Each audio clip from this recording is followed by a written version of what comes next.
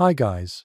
Tonight we are going to slip back into a world that smells of wood smoke, horse sweat, and candle wax, where the clank of armor echoes down stone corridors, and a boy's wildest dream is to become a knight.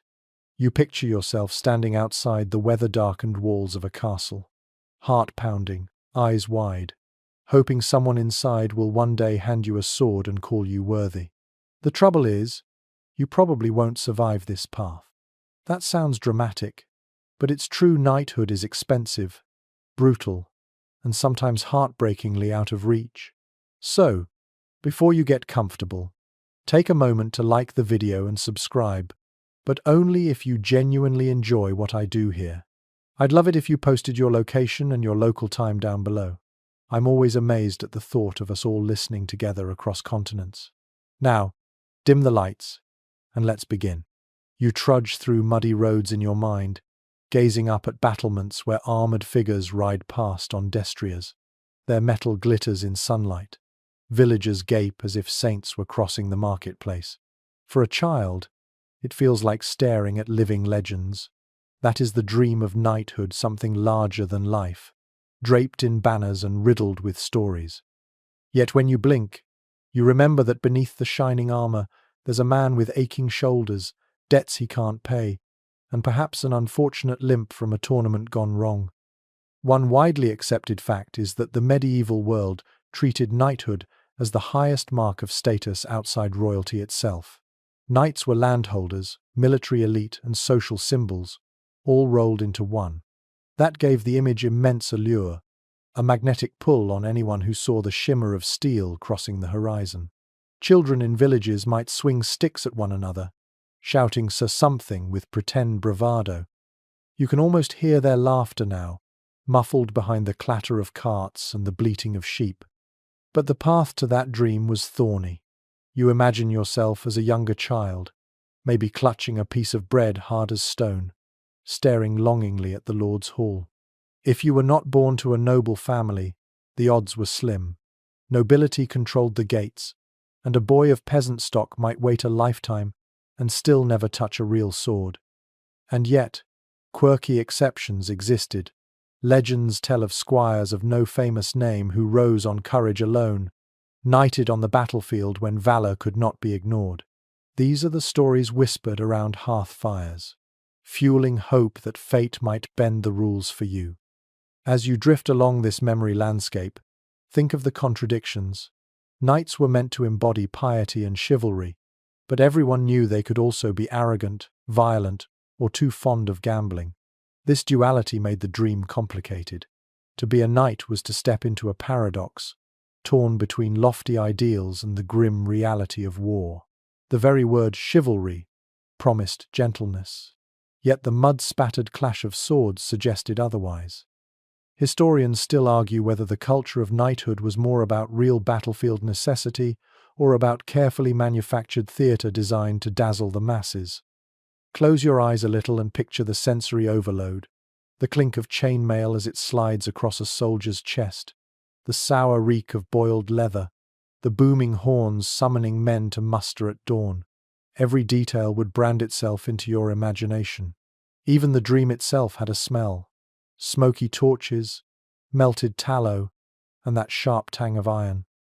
Becoming a knight wasn't only about wielding a sword, it was about immersing yourself in this symphony of sound and scent, a constant reminder that honor came wrapped in discomfort.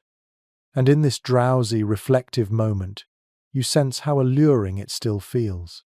Despite the bruises and the debts, despite the danger and hypocrisy, the knight represents the unreachable ideal, someone riding just a little taller, bathed in admiration, sworn to causes greater than themselves. You can almost feel the weight of a lance in your hands, its tip trembling as you imagine charging down a list, wind tearing past your ears, crowd roaring around you. The dream still glows, centuries later, because it speaks to something primal, the hunger for recognition, the urge to belong to legend. So as you lie back and let the day ease away, remember, the journey to knighthood always began here, with the spark of longing, with the quiet conviction that maybe, just maybe, Your name could echo through halls after you are gone. That is the dream of knighthood, and it waits patiently at the edge of your imagination, shimmering like candlelight before sleep. You stand there with the dream shimmering in your chest, and then reality whispers, "Not everyone can play this game." The path narrows fast. Imagine yourself glancing around a medieval hall, where noble sons tumble across rush-strewn floors, wrestling with wooden practice swords. Their fathers are lords. Their mothers wear rings heavy enough to bend your fingers, and the family crest already promises entry into the shining ranks of knighthood. If you're born into that circle, doors swing open almost without a knock. If not, well, you might as well try climbing the castle wall with your bare hands. That's the sharp truth. Lineage mattered. Being of noble birth wasn't just an advantage, it was often the ticket. A knight wasn't only a warrior, but also a man tied to land, vassalage, and wealth. Without property to fund horses, armor, and retainers, the whole enterprise collapsed. So the system tilted heavily toward those already cushioned by inheritance. One mainstream fact that grounds us here is simple. Medieval society legally defined knight as a rank within the nobility, not just a job you picked up on the battlefield. That meant the blood in your veins carried as much weight as the muscles in your arms.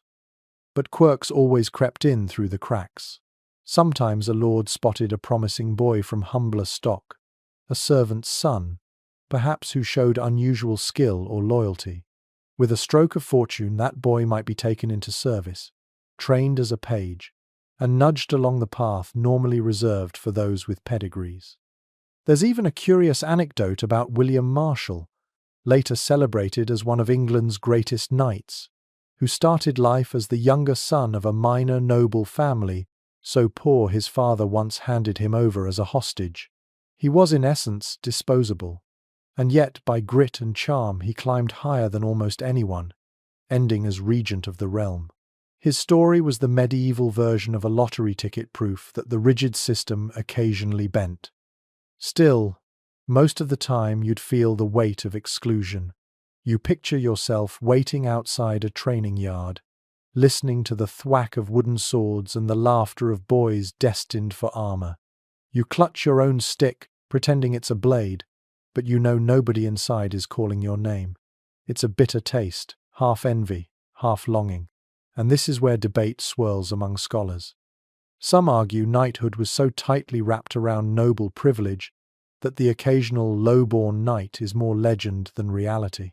Others insist battlefields, especially during chaotic wars, produced plenty of moments when a commander, desperate for bravery, dubbed a man knight regardless of his background. You drift between these views, rocking gently like a boat on uncertain waters. Consider the economic side too. Even if you were born noble, you might still struggle. Younger sons often inherited nothing, their elder brothers absorbing the estate. For them, knighthood was both escape and burden. A chance at prestige, yes, but also a guarantee of financial strain. You can almost hear their muttered complaints. Armor eating up coin faster than rents came in, war horses demanding more oats than peasants could grow. If you were unlucky, your noble title became a gilded cage. So what does all this feel like to you? It feels like standing in a long medieval line, watching gatekeepers check names against scrolls. If your family crest gleams on the parchment, you stride through head high. If not, you linger in the shadows, hoping chance or chaos will smudge the ink. That precarious dance between privilege and opportunity, heritage and happenstance defines the early stage of knighthood. And as you drift further into this half-dream, you realize that even the knights themselves, with all their pomp, often lived precariously. Birth gave them a start, but it didn't promise survival. A single lost battle, a ransom unpaid, or an ill-timed quarrel with the wrong lord could undo generations of pride. In that sense, everyone was climbing together, noble or not, some starting higher on the ladder, some clinging to the bottom rung, all praying the wood wouldn't snap beneath them. That is the truth of noble birth or lucky chance, the role of medieval dice, the cruel lottery that decided whether you donned shining mail or kept your head bowed in the dirt. And somewhere in that uncertain lottery, you place yourself, eyes shut, listening for the faint echo of hooves that might one day carry you forward. You're small now, maybe 7 or 8 years old, tugging at a tunic that hangs too long, your hair still wild from chasing geese in the yard. Suddenly, you're whisked away to a noble household, not to fight, not yet, but to serve. This is the first step on the winding staircase toward knighthood, becoming a page. It sounds impressive, doesn't it? In reality, it means a lot of fetching, carrying, and listening more than speaking. You scrub floors, polish boots, run messages between kitchens and chambers, and learn how to stand silently at the edge of feasts while meat bones and laughter fly across the tables. The mainstream historical fact here is that most noble boys began their martial education around age 7 as pages in another lord's household, not their father's. This wasn't just about training. It was about forming bonds between families, weaving together a net of loyalty and obligation that might hold firm later in war or politics. So you, the page, aren't only learning to hold a tray or saddle a pony, you're becoming a living piece in the chess game of medieval society. Yet daily life wasn't all solemn duty. The quirky side of being a page shows up in little details. You might be expected to memorize verses of poetry, practice playing a lute, or learn to dance in the awkward shuffle of the time. One chronicler even joked that a good page was half servant, half jester. That's right, between sweeping ashes and serving wine, you might be called on to amuse the household with silly tricks or clumsy rhymes. Imagine yourself, cheeks red, stumbling through a rhyme about a lady's hair, while knights in the hall chuckle into their goblets. Humiliating, maybe, but training all the same, teaching you poise, resilience, and the ability to hide embarrassment behind a smile. The lessons seeped in quietly. You're told how to clean your lord's sword without nicking the blade, how to carry a shield without dropping it on your toes, how to address guests with respect. You watch knights swagger past, their spurs clinking, and you memorize every move. When they laugh, you wonder if you'll ever laugh that way, full of confidence and command. When they kneel before a priest, you feel the weight of devotion pressing into your young bones. The world of knighthood is here, all around you, but still out of reach, shimmering like a mirage. And here's where the scholars bicker. Some insist that the page years were mostly about discipline and social polish, preparing boys for leadership in peacetime just as much as battle.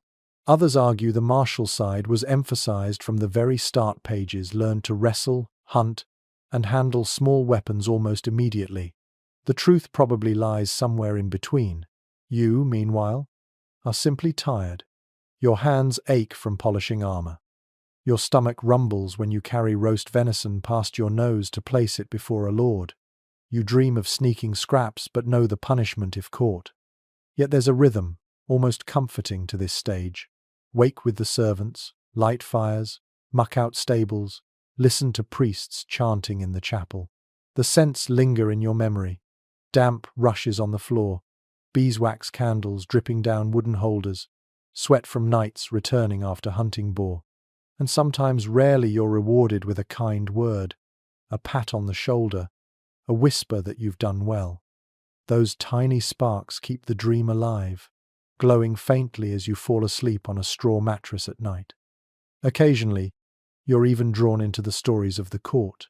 Maybe you carry a message to a lady, blush when she thanks you, and later boast to your fellow pages about the glance she gave. Or you witness knights grumbling about taxes, their voices low but their words sharp, giving you a child's eye view of politics you barely understand. Everything around you becomes an education, though not the kind spelled out in books. So, as you drift through these early years, you begin to sense the strange mix of servitude and preparation. You are nobody, yet you are training to be somebody. You fetch and carry, yet in every polished boot, every respectful bow, every whispered poem, you're learning the script you'll need to perform if fortune smiles. And when you finally crawl onto your pallet of straw, you dream of the armor you'll one day wear, the battles you'll one day fight, the feasts where you'll sit at the table instead of hovering behind it. That is the childhood of a page.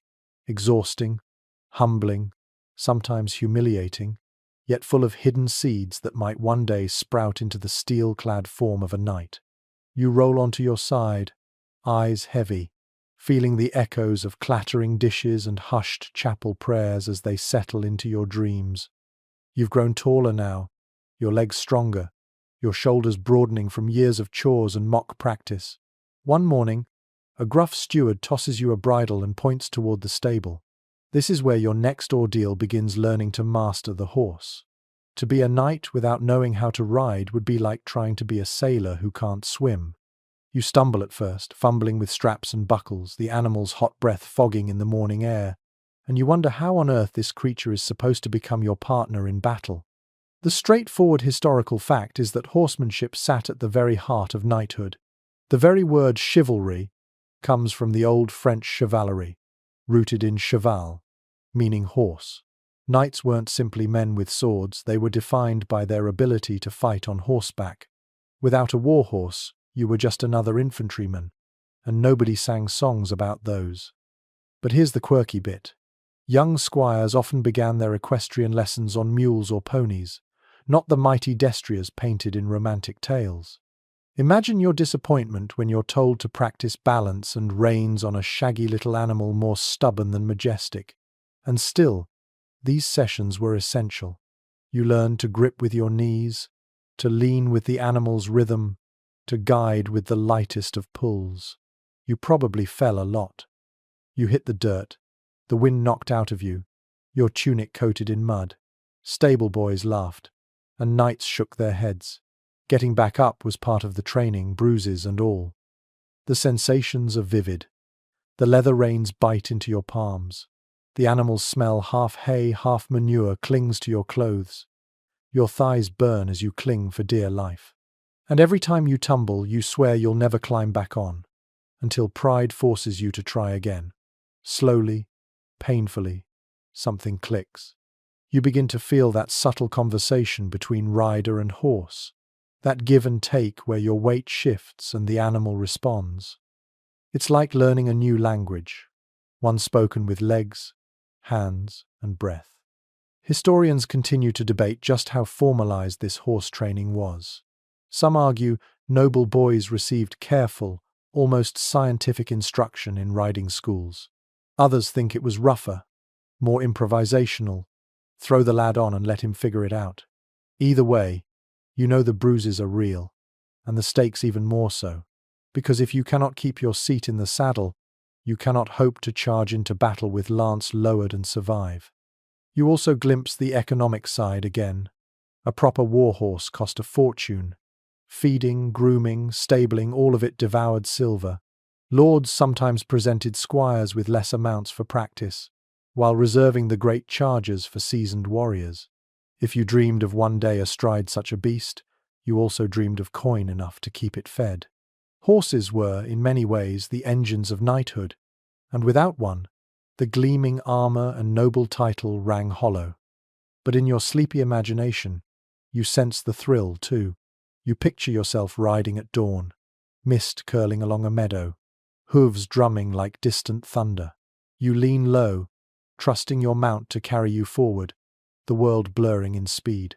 For a moment, you and the horse are one creature, breath and muscle fused, and you understand why knights so often spoke of their steeds as brothers in arms. That's the training in horsemanship. Humiliating at first, expensive always, but ultimately magical when it works. You shift on your straw mattress tonight with sore legs and aching pride, but behind your closed eyelids gallops the image of a great horse carrying you to glory. And you realize that without this step, the shining path to knighthood will never truly open. Your body has barely recovered from the jolts of horsemanship before another challenge looms. The practice yard smells of dust and sweat, wooden posts jammed into the ground, straw-stuffed dummies swinging lazily from ropes. This is where you meet your first real opponents, not enemy soldiers, but splintering practice weapons that seem determined to bruise every inch of your skin. You pick up a wooden sword, heavier than you expected, its balance strange, and you brace yourself. Today is about weapon drills, and yes, about bruises that make you wince long after the day is done. The firm historical fact here is that young squires learned their martial skills with wooden or blunted weapons long before touching steel. It was practical. You could swing hard without killing your sparring partner. Training emphasized repetition strikes, parries, thrusts, again and again until the motions lived in your muscles. Hours blurred together, the rhythm as mind-numbing as it was necessary. You swung at posts until your arms trembled, then you swung some more. Of course, there's always a peculiar detail that sneaks into this picture. Some squires tied stones to their practice swords to make them heavier, believing that if they could manage the burden in training, a real sword would feel almost weightless in battle. The result? Exaggerated bruises, and the occasional broken toe when a weapon slipped from a sweating hand. You imagine yourself hobbling back to the dormitory, muttering curses under your breath, then trying to hide the limp when the knight you serve strides by. Sensory impressions flood in. The wood smacks against shields with a hollow thunk. Splinters prick your palms. Sweat drips into your eyes, stinging. Your shoulders scream, your knuckles throb, and yet some stubborn streak keeps you standing in the ring, battered but unwilling to quit. Every bruise is a lesson, every welt a silent medal. You exchange glances with other squires, half grimaces, half grins, because you know you're all enduring the same painful initiation. And yet scholars disagree about just how effective this kind of training was. Some argue it prepared young men remarkably well, that the ceaseless drills forged lightning reflexes. Others insist it was crude, even dangerous, producing bad habits that only real combat could correct. The truth may lie in the uneasy space between. You learned enough to survive, but never enough to feel truly ready when sharp steel finally flashed. Still, alongside the bruises, there's exhilaration. When your strike lands just right, when the wooden blade connects with the dummy's shield edge and the sound rings out crisp and sharp, a little surge of pride fills you. For a heartbeat, you feel the promise of knighthood not as a dream, but as something you could actually hold in your aching hands. At night, your body is sore, but your mind is alive. You picture battles yet to come, tournaments where crowds cheer as you lower a lance, duels where honor hangs on a single parry. These imaginings soften the pain. They make the bruises almost feel like badges. And so, with a wince, you roll onto your straw pallet, bruises blooming like dark flowers, drifting towards sleep while the thump of wooden swords echoes in your dreams. That is weapon training, tedious, punishing, oddly exhilarating. It teaches you that pain is not an obstacle but a constant companion, and only by welcoming it can you edge closer to the title of knight. You limp out of the training yard, shoulders aching, palms raw, only to be told there's another duty on your path. This one doesn't involve bruises, at least not to the body. Instead, it marks the bruising of pride. You're summoned to the chapel. The air is cool, thick with incense, the flicker of candles dancing against stone walls.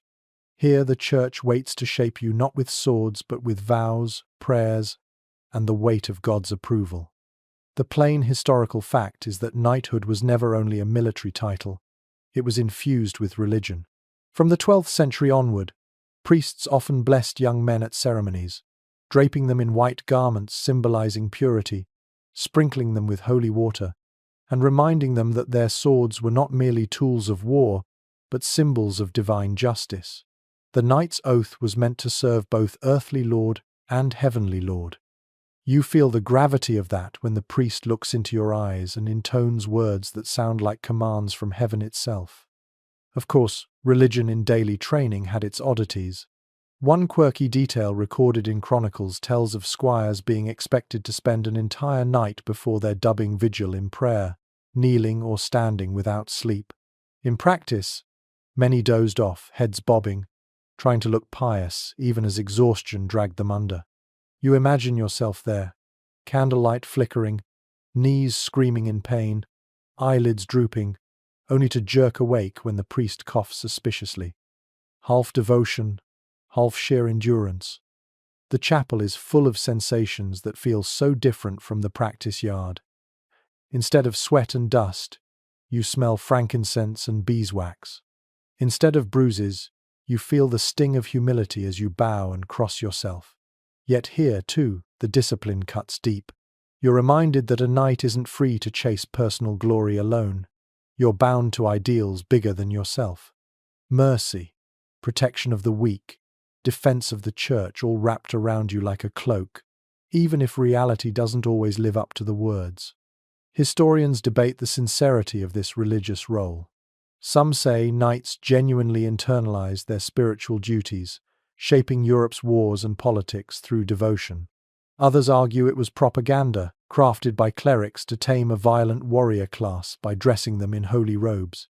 Perhaps both are true faith mingling with convenience, prayer mixing with ambition. You feel the tension in your own chest, one part inspired, another part skeptical, as though you know full well that some knights mutter prayers in chapel, only to raid villages by dusk. Still, there's something calming here. The chant of monks seeps into your ears like a lullaby. The stained glass glows in shafts of colored light, washing over your face. You kneel, close your eyes, and feel a strange peace settle into your bones. Maybe this is what the church wanted all along, not perfection, but the attempt, however faltering, to link sword and soul. And when you rise from the chapel floor, muscles stiff, knees numb, you carry something invisible but undeniable. The sense that your path isn't only about strength, it's also about spirit, however imperfectly you manage it. That reminder lingers as you step out into the daylight, the smell of incense still clinging to your clothes, the echo of vows humming in your ears. That is the church's hand in your journey, gentle, heavy, sometimes hypocritical, sometimes deeply moving. You may doubt, but you cannot ignore it. And so, you walk back toward your duties, a little more solemn, a little more uncertain, and somehow, a little more determined. You're back in the castle yard again, no longer the tiny page scurrying underfoot, but not yet the armored figure you dream of. The in-between years have arrived, and with them comes a new identity, the squire. You trade serving wine goblets for carrying swords, sweeping floors for polishing chainmail until it gleams. Everyone reminds you that this stage is critical, your apprenticeship, your trial period, the years that will decide whether you truly have what it takes to earn knighthood. One point the chronicles agree upon is that a young man usually became a squire around the age of 14. From this moment, he shadowed a knight almost constantly. You imagine yourself trudging after your master, lugging a shield so heavy your back screams, or holding his horse steady while he adjusts his gauntlets. It's not glamorous. In fact, it feels like glorified servitude.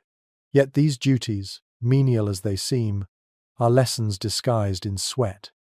By polishing mail links, you learn how armor fits.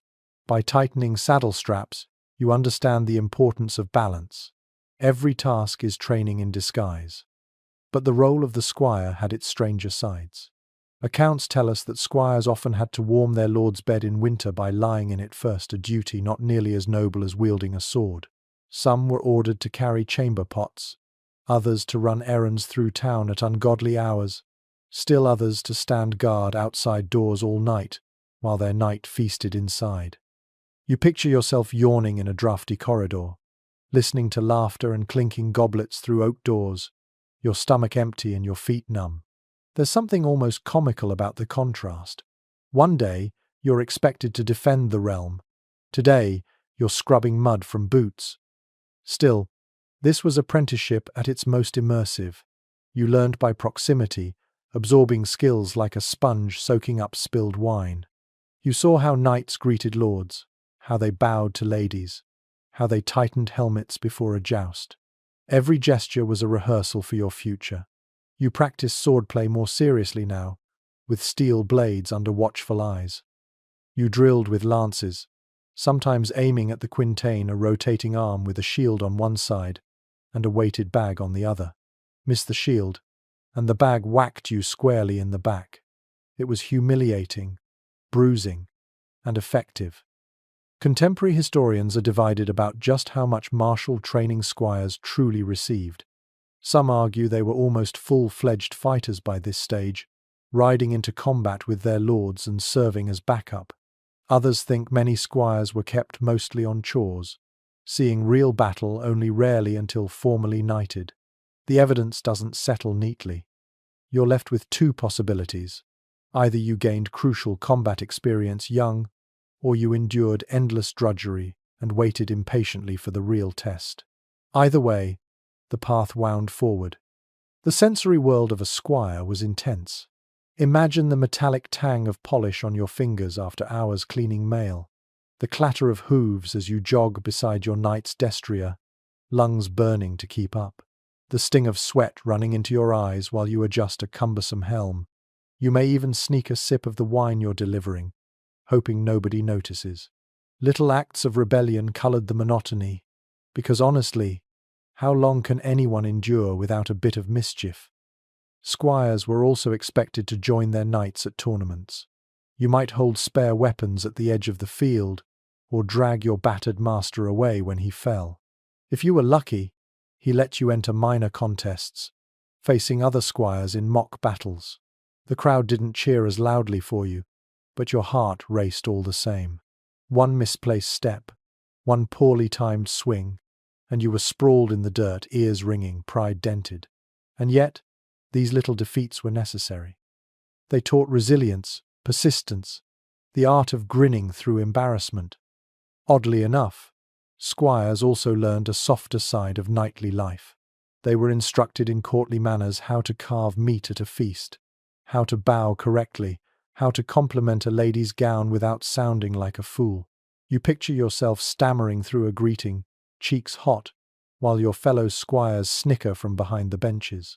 Failure here stung almost as much as a bruised rib. But knights were expected to be more than warriors. They were social ornaments, performing grace in banquet halls as much as valor on battlefields. And through all of this, you kept waiting for recognition. Every task you completed, every hour of training, felt like placing a coin in a jar. One day, when the jar was full, you hoped the reward would arrive. The dubbing, the sword, the title. Until then you endured. You gritted your teeth as you polished another breastplate, as you held another horse steady, as you fetched yet another jug of water. You told yourself that this grind was the forge, and you were the blade. The reality, of course, was harsher. Not every squire made it. Some died in battle before receiving their accolade. Others fell from favor, dismissed for incompetence or insolence. A few simply faded back into obscurity, their years of service never rewarded. You couldn't be sure which fate awaited you. That uncertainty gnawed at you at night, when you lay on straw staring into the dark. Was all this labor leading somewhere, or would it dissolve like smoke? Yet there was one undeniable comfort. You weren't alone. Squires formed their own camaraderie, bound by shared bruises, whispered jokes, and stolen bites of food. You laughed together when a fellow tripped over a shield strap. You covered for one another when a flask went missing from the wine cellar. These friendships gave the role its heart, turning endless drudgery into something bearable. So as you drift deeper into the life of a squire, you feel the tension between menial chores and noble ambition. Every day humbles you, yet every day teaches you. You balance shame with pride, servitude with hope. You remind yourself that each bruise, each sleepless vigil, each polished helm is another step toward the elusive dream of knighthood. That is the life of the squire, half servant, half apprentice, caught between mud and glory. You close your eyes tonight and hear the clink of spurs that aren't yours yet, the echo of footsteps you still follow, and the faint promise that one day you'll walk in front. You trail behind your knight as the sun sinks low, shadows stretching across fields. The air tastes of ash and churned earth. You smell smoke long before you see the camp, the haze of burning huts drifting across the horizon. This is no practice yard, no courtly banquet. Tonight, you've arrived at the threshold of your first real battle. The weight of that realization presses on your chest harder, perhaps, than the shield strapped to your arm. One detail no chronicler disputes is that squires often accompanied their knights into combat, though usually in supporting roles. You weren't expected to ride at the front just yet, but you were expected to be there, to bring spare weapons, to tend to injuries, to drag your knight out of danger if he fell. It was dangerous enough. Many young men found themselves caught in the chaos, clinging desperately to survival while trying not to disgrace themselves. You can imagine your pulse hammering in your ears as you clutch a spare lance, praying you won't be noticed by the enemy. Still, scattered anecdotes reveal curious glimpses of how unready squires often were. One tale tells of a boy so nervous on his first campaign that he mounted his horse backward, earning the mocking nickname Sir Back to Front for years afterward. Others froze at the first clash of steel, hiding behind wagons until dragged into the fray. You feel sympathy for them. The gulf between practice drills and actual combat yawns wider than anyone admits. The first thing you notice is the noise. War is deafening. The crash of metal on metal, the screams of men and horses, the blare of horns it surrounds you. A storm of sound so overwhelming that your thoughts scatter like leaves in wind. The second thing you notice is the smell. Sweat, smoke, hot iron, and beneath it all, the coppery tang of blood. You stumble forward, senses overloaded, and wonder if anyone can ever be truly prepared for this. Modern historians still disagree about the extent to which young squires were allowed or forced into the thick of battle. Some argue they were deliberately kept back, shielded until their knighting. Others point to chronicles describing teenage squires performing heroic deeds, sometimes even knighted on the spot for bravery under fire. The truth may depend on circumstance. A cautious lord might keep his squires at camp. A desperate commander might throw every able body into the melee. And so you stand in that liminal space, unsure whether you'll spend this battle carrying water or crossing swords. And then, suddenly, your knight calls. You rush forward, hand him a fresh lance as his splinters against an opponent's shield. You back away quickly, heart racing, hoping not to trip under the hooves thundering past. A horse crashes down nearby, rider screaming, and you flinch as mud and blood spatter across your tunic. There's no time to think. You're caught in a current stronger than any river, swept along whether you will it or not. The physical strain is brutal. You run, stumble, heave equipment that weighs as much as you. Your breath tears at your throat. Your arms tremble. At one point you nearly collapse, but the fear of disgrace keeps your legs moving. Around you, the world narrows to fragments. The gleam of a sword blade, the guttural shout of an order, the terrified eye of a horse that rears too close. You realize that every bruise and every drill has led to this moment, and yet nothing could ever have prepared you for the chaos of real war. Oddly enough, battle also taught unexpected lessons. Some knights were said to test their squires' nerves by sending them into camp at night to guard the baggage train. It was here, away from the spotlight, that many boys proved their worth chasing off raiders, calming panicked horses, or holding the line when small skirmishes broke out. These unsung moments shaped courage as surely as the great charges did. You imagine yourself gripping a spear in the dark, every rustle sounding like an ambush, your mouth dry with fear but your stance firm. When dawn comes and the fighting ebbs, you're left with exhaustion so deep it feels like stone in your bones. You collapse onto the ground, mud soaking into your clothes, too tired even to eat. The knight you serve may or may not praise you. Praise is scarce currency. But deep inside, you know you've crossed a threshold. You've seen war's face, ugly and unrelenting, and you've survived. Some accounts insist that surviving a first campaign was almost a prerequisite for knighthood. It proved you could endure fear without breaking, that you could stand in the maelstrom and still function. Others downplay the battlefield's role, pointing instead to ceremonial training and noble lineage. Yet lying there, mud on your skin, your ears still ringing, you feel certain that this experience has changed you more than any lecture or feast ever could.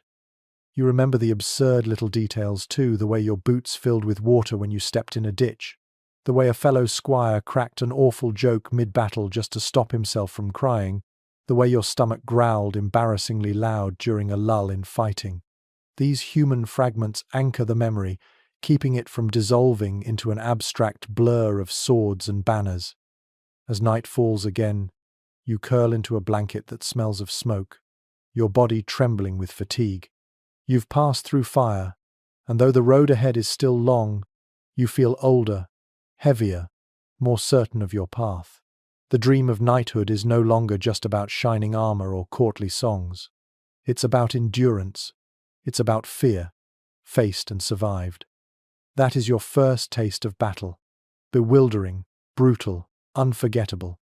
You close your eyes, hearing echoes of clashing steel in your dreams, and wonder if you will ever see those shadows the same way again. The night after battle feels heavier than any armor. You lie awake under a starless sky, body aching, mind buzzing, and then, as if out of nowhere, you're summoned. This isn't a drill, not a lecture, not even another errand. It's the moment every squire dreams of, the moment whispered about in straw-filled dormitories, the ceremony of knighthood itself. You rise, knees trembling, wondering if you are ready. A well-recorded custom shows that the dubbing, or adubement, could take place in many contexts, sometimes in the solemn hush of a chapel, sometimes right on the battlefield after a courageous act, sometimes at a lord's court surrounded by banners and noble guests. You never knew when the moment might come. It was as unpredictable as it was momentous. Tonight, apparently, the time has arrived. Odd traditions coloured the event. One curious detail was the collet, a light blow, often a tap with the flat of a sword or even a slap on the cheek.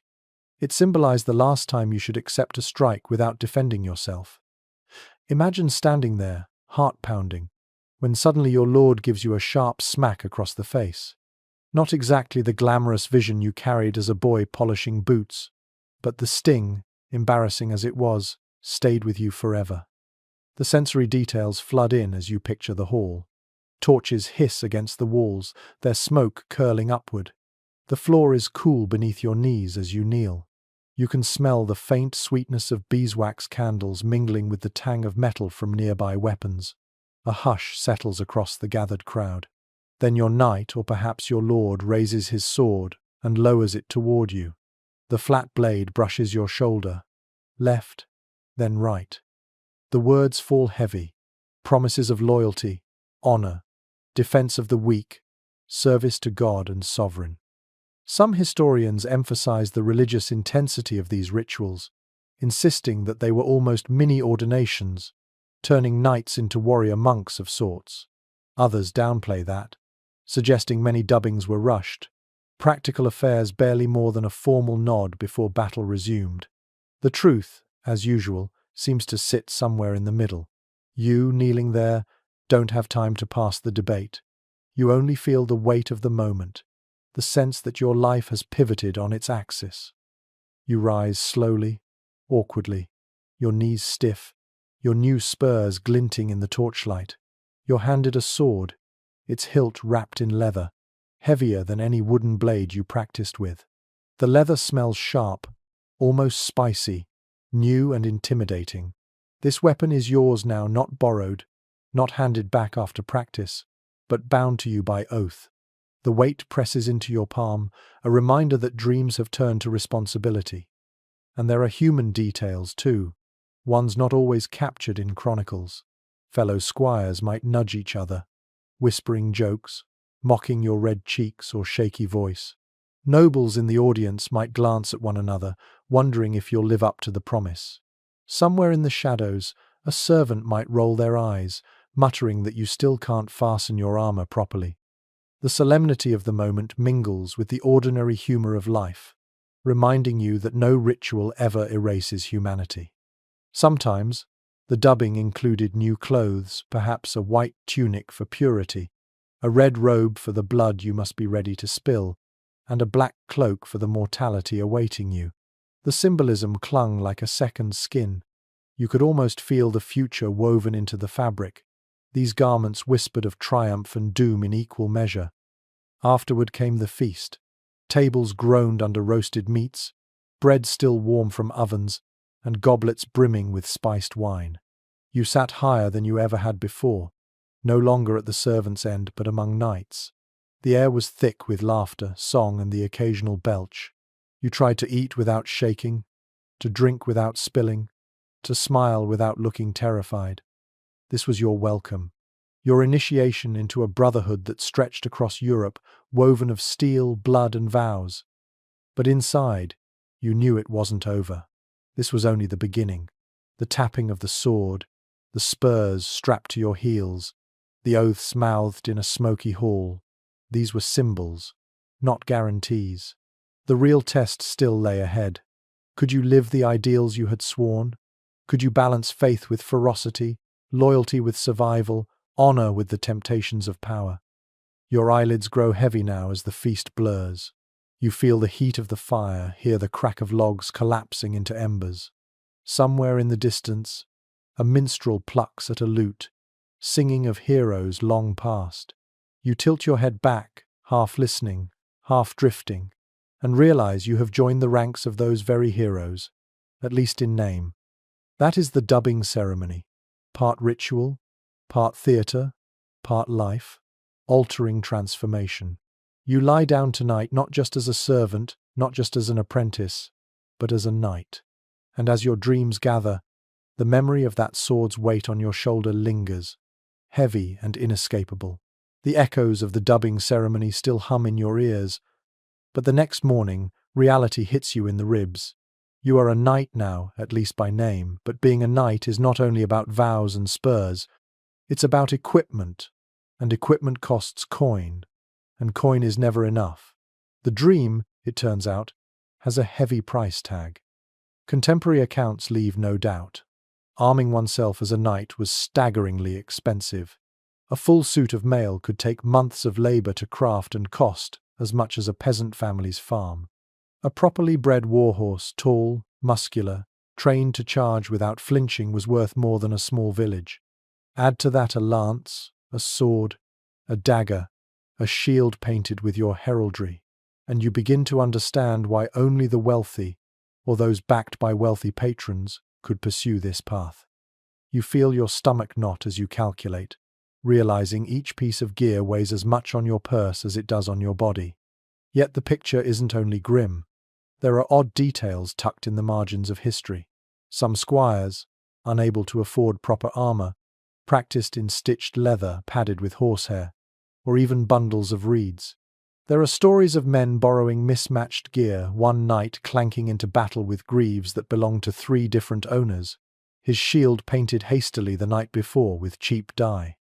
You imagine yourself holding a sword whose pommel is chipped, whose leather grip still smells faintly of its previous owner's sweat. Not exactly the shining image sung about in romances, but functional enough. The sensory reality of equipment is unforgettable. The mail shirt scratches at your neck and shoulders, its iron links pulling down until your muscles burn just from standing. The helmet narrows your vision, your breath condensing inside until it feels like you're suffocating. The sword, for all its glory, grows heavier with each swing, your wrists aching long before the fight is done. And then there's the horse, beautiful, yes, but demanding constant care, hay and oats devoured daily like a bottomless pit of expense. Owning such an animal feels like trying to keep gold coins alive by feeding them grain. Scholars still wrangle with the question of how knights afforded all this. Some insist most relied heavily on the revenues of land they held in fief, peasants' rents funding their gear. Others suggest many knights lived in perpetual debt, borrowing from moneylenders, pawning family heirlooms, or depending on their lords for handouts. The truth probably shifts depending on the knight. Some wealthy beyond imagining, others perpetually broke, their armor patched with hope more than steel. And of course, there's the maintenance. You don't simply buy armor once and forget it. Links snap, straps tear, blades dull. Every battle, every tournament, every rainy campaign leaves you with something broken. You imagine sitting late at night with a whetstone, dragging it along the sword edge, sparks flickering in the firelight. Your hands are blistered, Your back is sore, but if you don't keep the blade sharp, it might fail you when you need it most. Curiously, the cost of gear sometimes forced knights into creative arrangements. Some served wealthier lords in exchange for equipment. Others shared resources within families, passing down suits of mail from father to son, piece by piece. There's even mention of communal armories, where vassals could borrow what they needed for a campaign. You picture a room full of mismatched helmets, dented shields, and swords with edges chipped like teeth, a medieval lost and found that smelled of oil and rust. But no matter how patched, how worn, once you stepped into that harness of iron, you felt different. The clink of mail across your chest, the creak of leather straps, the solid heft of a sword in your fist, they turned you into something more than yourself. Heavier, slower, yes, but also larger than life. Villagers stared when you rode past in gleaming gear. Children pointed, mouths open, as if a storybook figure had trotted into their fields. And you, beneath the helmet, felt both pride and terror. Pride at finally appearing the part you had dreamed of for years.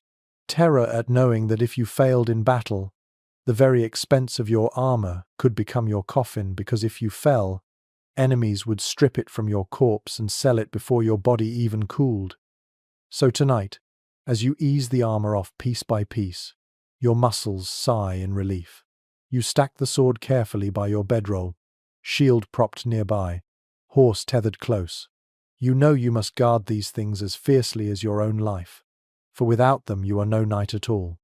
That is the cost of equipment. Staggering, humbling, sometimes ruinous, but inseparable from the identity of knighthood. You drift into sleep with the faint rattle of mail still echoing in your ears, your dreams weighted down by iron and debt. The clink of armor fades into something softer now. Color, symbols, identity painted onto wood and fabric. For a knight, equipment alone isn't enough. You need a sign, a mark that tells the world who you are even when your face is hidden behind a visor. That is where heraldry steps in, turning shields and banners into something halfway between art and advertisement. One truth recorded in armorial rolls is that heraldry emerged in the 12th century precisely because armor concealed identity. In the chaos of battle, nobody could tell one mail-clad rider from another. So families painted shields with bright, simple designs, lions, crosses, stars, and stripes patterns visible at a distance. You imagine yourself staring at a freshly painted shield, the smell of pigment sharp in your nose, hoping that whatever design you chose will one day be recognized and feared. Of course, not every design was lofty. Odd stories survive of knights adopting strangely personal emblems: a goose, a pair of dice, even a frying pan. Some chroniclers mock these eccentric choices, but for the men who bore them, they carried meaning: private jokes, local pride, or reminders of family lore. You picture yourself nervously painting a wobbly star on your shield, only to have your fellow knights laugh and call it a chicken's footprint. It's embarrassing, yes, but it still distinguishes you from the faceless sea of iron. The sensory world of heraldry is bright and bold. Imagine workshops where painters grind pigments from minerals: azurite for deep blue, cinnabar for brilliant red, charcoal for stark black. The colors smear across wood, staining fingers, filling the room with the tang of oils and glue. Once dry, the shields gleam like stained glass in the sun, banners snapping overhead with every gust of wind. The battlefield becomes a moving tapestry, terrifying in scale, oddly beautiful in pattern. Modern experts debate how much heraldry was about true identification versus pure pageantry. Some argue it was essential military communication, helping lords see who was where in the field. Others suggest it quickly slid into vanity, each family competing to outshine the next, with elaborate coats of arms and poetic mottos. Either way, heraldry became inseparable from knighthood, as central as sword or spur. Carrying those symbols meant carrying reputation. When you rode into a village with your crest painted proudly, peasants whispered your name, perhaps in awe, perhaps in fear. At tournaments, heralds shouted out the blazon, a red field with 3 golden lions, as if announcing a celebrity.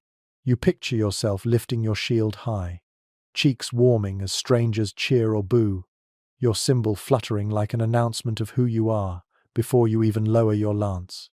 But heraldry had its more tedious side too. The rules were bewildering: what colors could be placed on which metals, what shapes could combine without breaking tradition. Heralds themselves were professionals, memorizing hundreds of coats, policing who had the right to bear which designs. If you chose poorly or copied another's crest, you might be accused of usurpation. It was less about creativity, more about fitting into an evolving code. You, uncertain with your brush, probably wondered if your crooked lion would pass muster. There's a human comedy in it all. Imagine knights ribbing each other at feasts. Your dragon looks like a worm, my friend. Or drunkenly swapping shields, only to cause chaos when the herald calls the wrong name. Behind the pomp and ceremony, heraldry was also a source of humor, teasing, and occasional embarrassment. Still, the importance cannot be overstated. These designs outlasted lives. When a knight fell, his crest might be carved into his tomb, painted onto monastery walls, or stitched into stained glass. Long after the man was dust, his symbols glowed on banners, remembered in rolls of arms. That, in a way, was immortality. So, tonight, as you set your shield by your bed, you run a hand across the painted surface. The colors feel smooth under your fingertips, the lines imperfect but yours. You think of the generations to come, whether they will honor this symbol, laugh at it, or forget it entirely. For now, though, it gives you something no coin or sword can: identity, distinct and fragile, fluttering in the wind. That is heraldry, part battlefield necessity, part medieval fashion show, part promise of legacy. You drift into dreams of banners waving above your head, your colors glinting in torchlight, your name carried farther than your voice could ever reach. The paint on your shield has barely dried, your crest barely memorized by the heralds. When the next demand of knighthood weighs on you, not a weapon or a horse this time, but something far heavier, the code you're expected to live by. It's called chivalry, a word that sounds noble enough when whispered at feasts, but in practice is a slippery thing. Everyone talks about it, few seem to follow it consistently, and yet you cannot escape it. One reliable truth from medieval manuals is that the chivalric code blended military, religious, and social obligations. Knights were told to defend the church, protect the weak, serve their lord, and uphold honor. You imagine yourself standing in a dim hall while a priest or poet recites these lofty commandments, and you nod along, even as you wonder how on earth anyone manages to keep all of them at once. It's like being told to be fearless, humble, generous, fierce, and merciful all simultaneously, in every situation. Of course, the contradictions were obvious even then. Chronicles give us curious glimpses of knights swearing to show mercy to the poor, then turning around and raiding a peasant village for supplies the same week. Some knights fasted before tournaments to show devotion, only to gamble their winnings away after the feast. You can almost hear the muttered sarcasm among squires. So we're merciful, unless the rent is late? That tension between ideal and reality haunted knighthood like a shadow. The sensory texture of the code was as vivid as any armor. Imagine being handed a written set of knightly virtues, the ink smelling sharp, the parchment stiff under your fingers. The words glow in candlelight. Courage, loyalty, faith, humility. They look neat on the page, yet when you close your eyes you see yesterday's battlefield, mud-spattered and merciless, and you wonder how humility survives in the middle of charging horses. Modern scholars don't agree on how seriously these codes were followed. Some argue they were genuine moral compasses, shaping conduct both in war and in peace. Others suggest they were more like PR campaigns, crafted by poets and clerics to polish the image of a warrior class that otherwise seemed dangerously unruly. The reality, as always, might be a mix. Knights aspired to the ideals, failed often, but kept the language alive because it offered meaning, purpose, and, let's be honest, good publicity. And then there's the stranger side of chivalry, quirky vows and pledges that sound more like dares than moral duties. Knights swore to wear the same clothes until they achieved victory, or vowed not to sit down until they'd completed a quest. One knight famously promised not to wash his hands until he'd avenged an insult chivalry with a rather pungent twist. You picture yourself trying to keep a straight face while listening to such vows, praying you won't get stuck with a ridiculous one of your own. Despite the contradictions, the code served a purpose. It gave knights a story to tell about themselves, a role to play beyond raw violence. When villagers saw you ride by, they didn't just see an armed man. They were meant to see a protector, a model of virtue. Whether or not that was always true mattered less than the belief itself. You could almost feel the weight of those expectations pressing down every time you tightened your sword belt. There's something calming in the language of the code, too. Words like honor and loyalty have a lulling rhythm, a soft cadence that sounds reassuring when repeated in chapel or sung by minstrels. You hear them drifting in your ears as you drift towards sleep, half believing, half skeptical, but soothed by the idea that someone, somewhere, thought to give warriors a script to follow. That is the chivalric code, noble on parchment, messy in practice, inspiring in song, compromised in life. You close your eyes tonight, wondering which version of yourself tomorrow will demand the shining protector or the tired, flawed man beneath the armor, and the answer, as ever, will hover somewhere in between. The code is still echoing in your ears when the clang of hammers and the cheers of crowds pull you into a new arena tournaments. If the battlefield was chaos, then this was ritualized chaos, dressed in banners and accompanied by music. You stand at the edge of the lists, the long wooden barrier separating two riders, and you can feel your stomach churn with equal parts dread and anticipation. Contemporary records leave no doubt. Tournaments were central to a knight's life from the 12th century onward. They were not only training grounds but also spectacles, half sport, half war, where reputation could be made or broken. You imagine your lance quivering under your arm, your visor lowering with a creak, the roar of spectators filling your ears.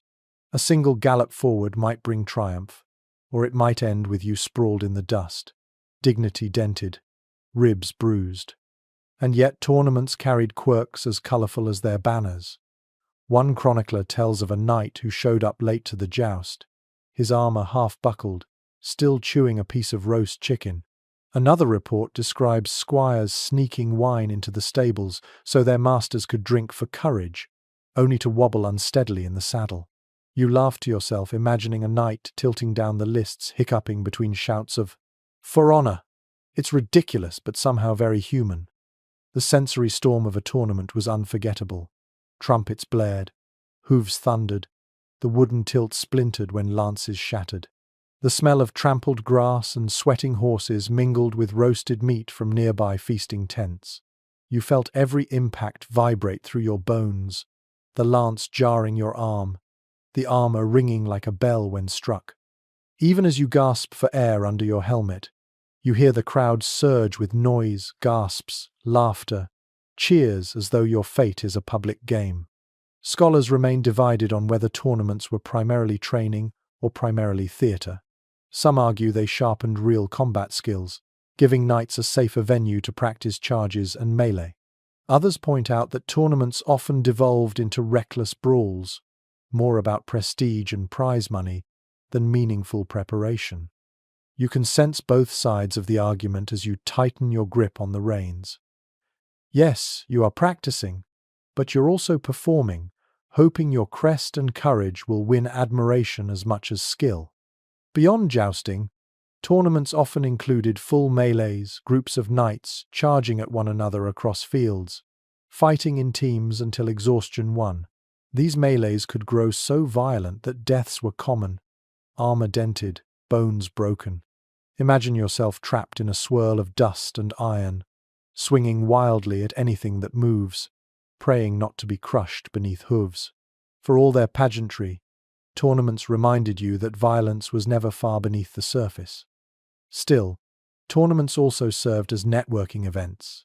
Lords scouted talent, ladies handed favors, poets composed songs. You might stagger off the field with a bruised shoulder, but still catch a glance from a noblewoman in the stands, her silk sleeve fluttering in your hand later as proof you were seen. That sleeve, tied to your lance, might matter more than the broken rib you nursed. And the prizes could be lucrative. Victorious knights sometimes claimed their opponent's horse or armor as spoils, wealth worth a small fortune. A single successful joust might repay months of debt. You can almost feel the thrill of leading a captured destrier away, its reins heavy in your hand, knowing it will feed both your pride and your purse. At night, the camp around the tournament grounds came alive. Fires crackled, minstrels strummed lutes, gamblers shouted, cooks sold meat pies dripping with grease. You sit with your fellow knights, bruised but exhilarated, trading stories of near misses and spectacular crashes. Someone teases you for nearly falling off your horse. You fire back about his bent lance. The camaraderie blunts the pain, turning the day's violence into tomorrow's jokes. That is the training tournament. Equal parts battlefield rehearsal, carnival spectacle, and social theatre. You close your eyes tonight with your body sore, your ears still ringing with cheers, and your dreams filled with the rush of hooves thundering down a sunlit list. Your ribs are still sore from the last tilt, but there is no rest. Tonight you're not in the practice yard or the melee field, you're at a banquet table, squeezed between noblemen who smell of roast pork and spiced wine. Being a knight means more than charging with a lance. It means surviving the endless parade of feasts and courtly rituals, where a wrong gesture can ruin your reputation faster than a broken lance. One thing the records make clear is that knights were expected to master court life as much as combat. Manuals of conduct survive from the Middle Ages, teaching everything from how to cut meat politely to when to speak in a lord's hall. You imagine yourself clutching a knife, hands trembling, trying not to send a hunk of venison flying into a baron's lap. One careless move, and all your hard-won dignity vanishes in laughter. And yet, court life came with eccentric moments too. Chroniclers note that food at these feasts was sometimes absurd. Entire peacocks roasted and redressed in their own feathers, pies filled with live birds that escaped when cut open, or trenchers piled so high with grease that pages slipped while carrying them. You picture yourself leaning over the table as a swan, gilded in gold leaf, is plopped down in front of you, looking more like a sculpture than supper. The room fills with applause, and you wonder whether to eat it or admire it. The sensory assault of the feast is unforgettable. Torches flare against painted walls, music swells from lutes and fiddles, the clatter of knives mixes with bursts of laughter. The smell of cinnamon and cloves lingers above the heavier scents of meat and ale. You sip wine sweet, spiced, warming your chest and nibble bread still warm from the oven. The air is heavy, almost intoxicating, and yet you feel the tension under it all.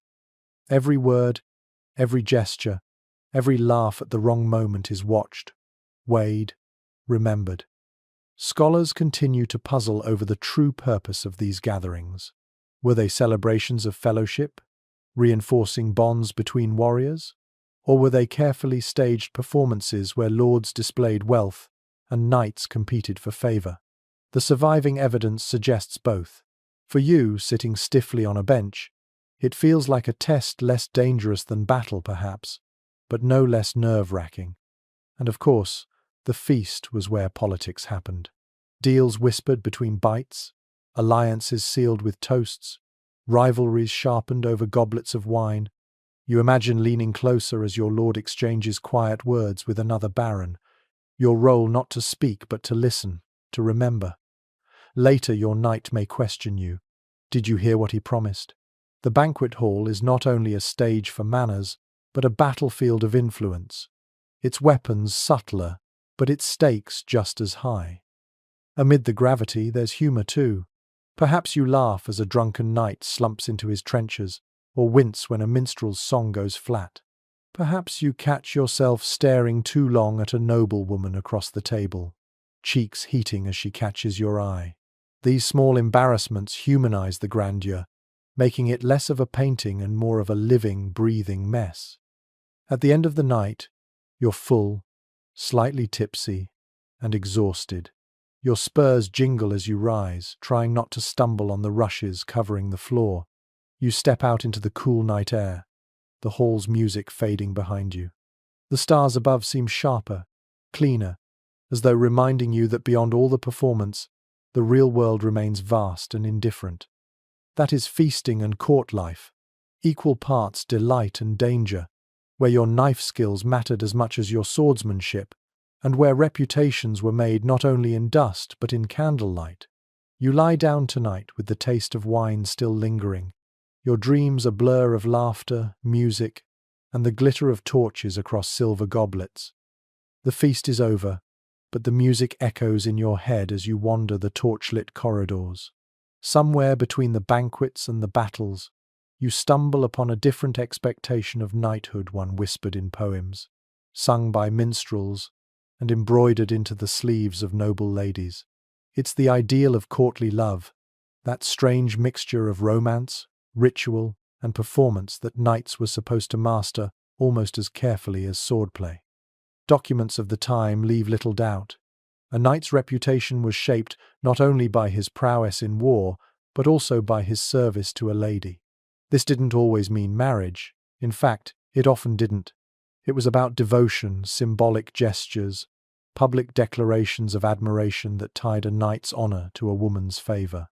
You imagine yourself tying a ribbon or a silk sleeve to your lance before a tournament, your heart hammering as you ride past her pavilion. Did she notice? Did she smile? Or did she roll her eyes? The uncertainty gnaws at you. And then there are the oddities, the little flourishes that make the whole system feel both romantic and absurd. Some knights composed verses so clumsy that even the ladies they honored had to bite their lips to keep from laughing.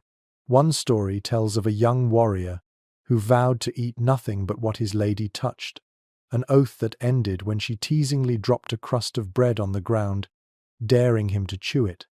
You can picture yourself blushing furiously as your companions jeer, forced to choose between dignity and devotion. The sensory world of courtly love is rich and layered.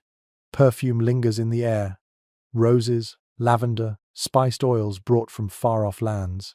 You kneel on cold flagstones, offering a poem that your shaky voice nearly ruins, while lutes strum gently in the background.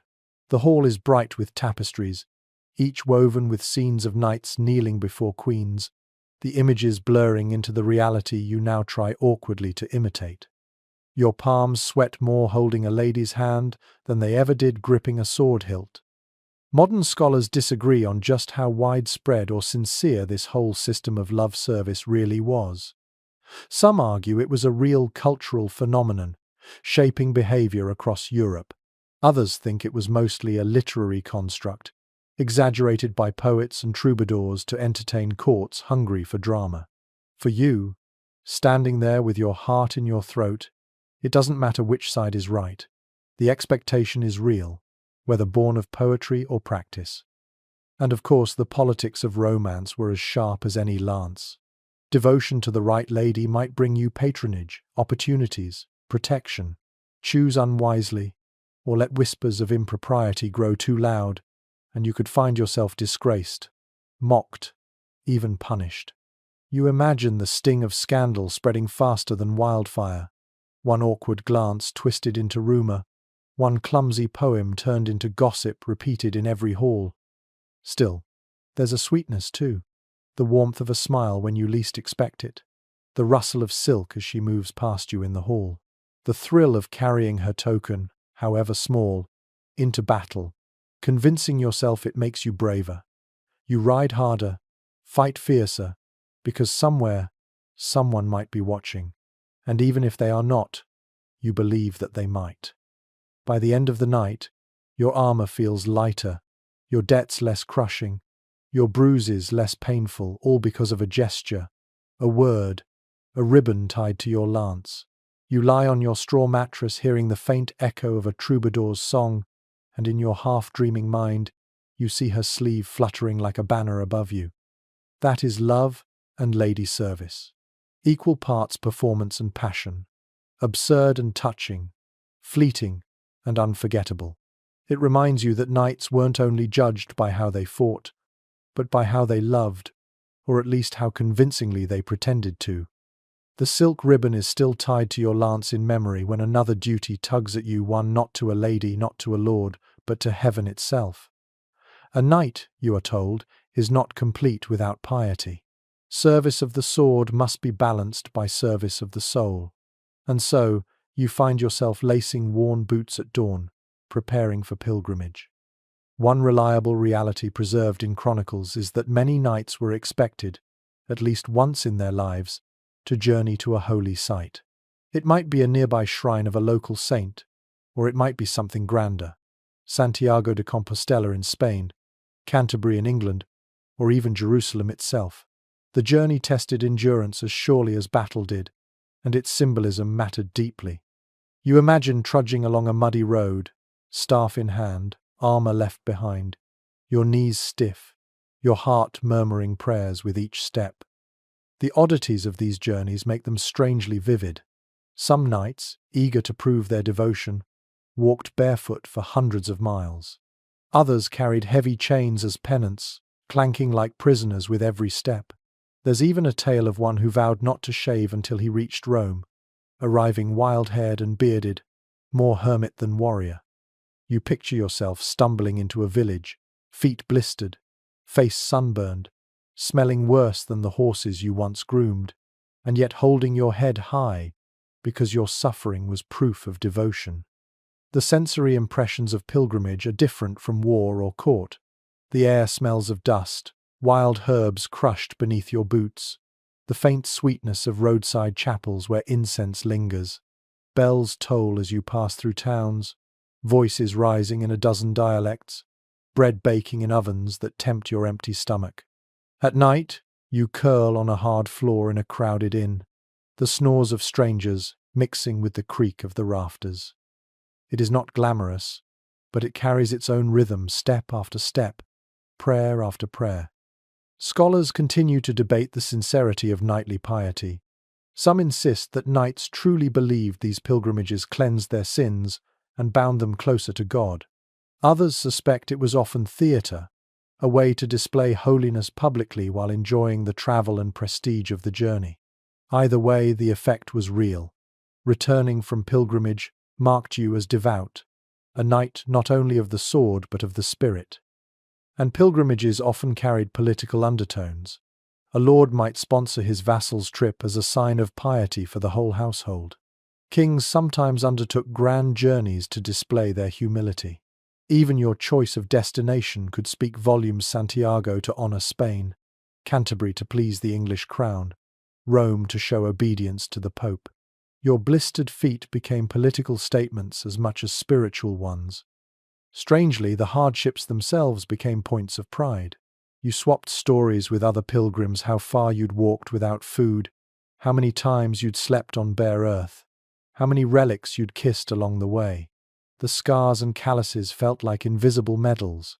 You picture yourself holding up cracked heels to your companions, all of you laughing through the pain, comparing who had the worst blisters, as if they were trophies. By the time you return home, thinner, wearier, perhaps with a scallop shell pinned to your cloak as proof of Santiago, you carry more than a token. You carry the memory of struggle, of humility, of faith tested by long roads and endless prayers. You return to your armor changed, not only heavier with debt and duty, but lighter with a sense of perspective. That is pilgrimage and piety. Slow, grinding, sometimes ridiculous, sometimes profound. It strips you down not to expose weakness, but to remind you that knighthood isn't only about lance and sword. It's also about bare feet on dusty roads, whispered prayers in crumbling chapels, and the fragile hope that all the suffering might make you just a little closer to the ideal you swore to uphold. You lie down tonight with aching legs, but your dreams are calm-filled, not with battle cries, but with bells ringing gently over distant hills. Your feet have barely healed from the pilgrimage when another call beckons, this time not to a shrine but to a brotherhood. For some knights, the path led beyond service to a single lord and into the ranks of military orders, where vows of chastity and poverty intertwined with the clash of steel. You imagine standing in a solemn hall, torchlight flickering on stone as men in identical cloaks chant prayers, their swords gleaming beneath white or black crosses. Chroniclers leave no ambiguity about their significance. The Knights Templar, founded in the early 12th century, and the Hospitallers, born from a charitable order in Jerusalem, were among the most famous. These groups fused monastic devotion with military might. Joining meant you gave up wealth, family, even personal freedom, binding yourself to the order's rules. For many, it was both an escape from worldly troubles and an elevation into a sacred mission. But within these solemn vows lurked oddities. For example, Templars were forbidden to kiss their mothers or sisters, a precaution against temptation so strict it became almost comical. Hospitallers, known for tending the sick, sometimes doubled as innkeepers for pilgrims, meaning you might go from battlefield to kitchen duty in a single week. You picture yourself hauling a pot of stew while still wearing chainmail, the mixture of garlic and iron clinging stubbornly to your nose. The sensory atmosphere of an order's life was unique. Instead of the roar of a feast hall, you heard daily prayers chanted in chorus. Instead of embroidered silks, you wore plain cloaks marked with stark crosses. The food was simple bread, beans, watered wine, and the dormitories echoed with the sound of dozens of men breathing in unison. Yet amid the austerity, there was strength. You felt part of something vast, a tide of warriors bound not by lord or land but by faith. Historians still wrestle with the true character of these orders. Were they primarily pious defenders of pilgrims, as their charters proclaimed, or ruthless power brokers amassing wealth and influence under a religious cloak? The Templars in particular became so wealthy that kings borrowed money from them until those same kings turned on the order, accusing them of heresy. The debate continues, and you feel the weight of it as you imagine kneeling in that solemn hall, uncertain whether you're joining saints or schemers. Yet for knights who sought purpose, the orders offered clarity. Instead of balancing a dozen conflicting loyalties, you had one: God, expressed through your brotherhood. The rules simplified life. You rose at the bell, prayed at the bell, rode to war at the bell. Your sword belonged not to your ambition, but to the order's mission. That surrender of self, though daunting, brought a strange peace. There were moments of camaraderie, too, that went unrecorded in official statutes. Shared jokes whispered in the dormitory, laughter muffled under cloaks, the occasional prank involving swapped boots or misplaced prayer books. These tiny rebellions made the rigid structure bearable, turning solemnity into something more human. You imagine chuckling under your breath as a stern brother scolds you, his own lips twitching with suppressed amusement. And there were moments of grandeur. Picture riding in formation, hundreds of white mantles fluttering, crosses blazing in the sun, the earth trembling beneath synchronized hooves. Villagers gawked, pilgrims wept with relief, enemies trembled. For a brief time, you weren't just a man, you were a symbol, part of a living wall of faith and steel. Yet you also sensed the danger of being consumed by that symbol. Would your individuality vanish entirely? Would your life become just another tally mark in the order's ledger? The question lingers as you lay down on your straw mattress, cloak folded neatly at your side. That is the life within knightly orders, austere, disciplined, tinged with both holiness and irony. You drift into dreams of chanting voices, of banners marked with crosses, of battles fought not only for lords or land, but for something you hope is eternal. The chanting of the brotherhood fades, and now another voice begins to shape your path, not the command of a lord or the call of a priest, but the songs of storytellers.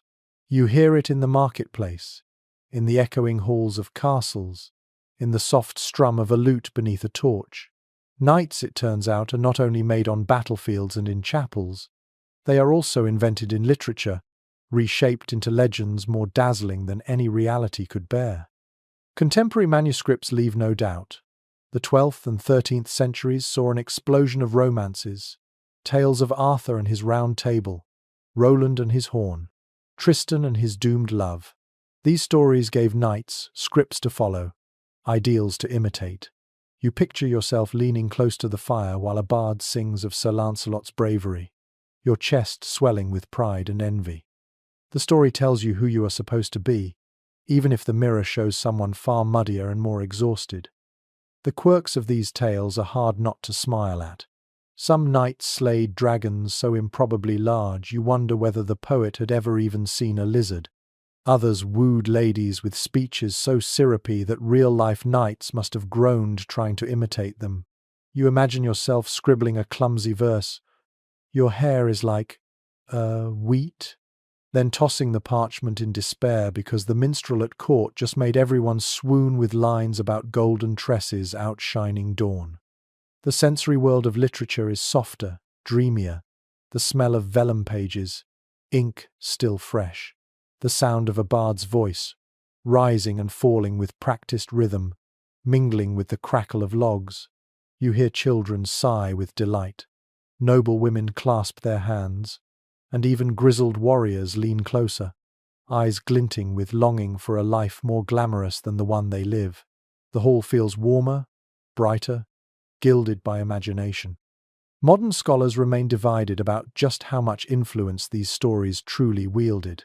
Some argue knights earnestly tried to model themselves after Lancelot or Galahad, reshaping their conduct to match poetic ideals.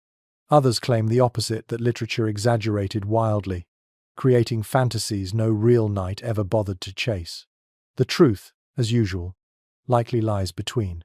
Knights borrowed what suited them: courage here, romantic flair there, while ignoring the less convenient virtues. And yet, the power of stories cannot be denied. You sense it in your own heart as you drift towards sleep, the lines between bardic fiction and lived experience blurring. Did Roland really blow his horn so loudly that mountains split? Probably not. But does it matter? The image still stirs something in you, urging you to imagine yourself holding that horn, calling for aid in the moment of despair. Stories also shaped reputation. A knight who won a joust might be immortalized in verse, his deeds sung across counties he'd never visited. You imagine blushing as a minstrel rhymes your name with flame in a ballad, exaggerated until you hardly recognize yourself. Perhaps you laugh, but secretly, you treasure it. For once, someone paints you not as a mud-spattered man with debts and bruises, but as a figure of glory. Of course, not all knights approved. Some grumbled that poets made them out to be love-struck dreamers instead of hardened fighters. Others worried the gap between story and reality set impossible expectations. You picture an old veteran snorting into his ale, muttering, "Dragons? If only battles were that simple." And still, when the song begins, even he leans closer, caught despite himself. That is the power of literature, to mold knights as much as lords or priests ever did. It gave you a mirror that showed not what you were, but what you might be or what you wished others to believe. Tonight, as you stretch out on your straw bed, you hear the faint melody of a minstrel's song echoing through your dreams, and for once, you see yourself not only as a weary man but as a legend. The minstrel's voice fades, leaving you staring into the embers of a fire and wondering, was knighthood truly the same everywhere? The stories painted one grand image, but reality was fractured. Knights in France lived differently from those in England, and differently again from those in the German lands. To understand knighthood, you must travel in your mind across Europe, tasting the flavors of its many variations. Contemporary records remind us that France was often considered the cradle of chivalry. Here, the code was dressed in its richest robes, elaborate dubbing ceremonies, courts bursting with troubadours, and tournaments run with strict formality. You picture yourself at a French court, banners fluttering, nobles reciting polished verses, every movement tinged with ceremony. Even the armor gleams brighter here, or at least it seems so in memory. Knights of France were expected not only to fight but to embody elegance itself. England, by contrast, leaned more toward pragmatism. The Norman conquest had introduced French customs, yes, but English lords remained fiercely practical. Records show that knights there were as likely to be used for enforcing law and managing estates as for tournaments. You imagine yourself patrolling muddy roads, your horse splashing through puddles, villagers bowing as you pass. It lacks the glamour of a French court, but it cements knighthood as part of governance, not just spectacle. And then there were the German lands, fractured principalities, endless rivalries. Here, knights often served minor lords or even city councils.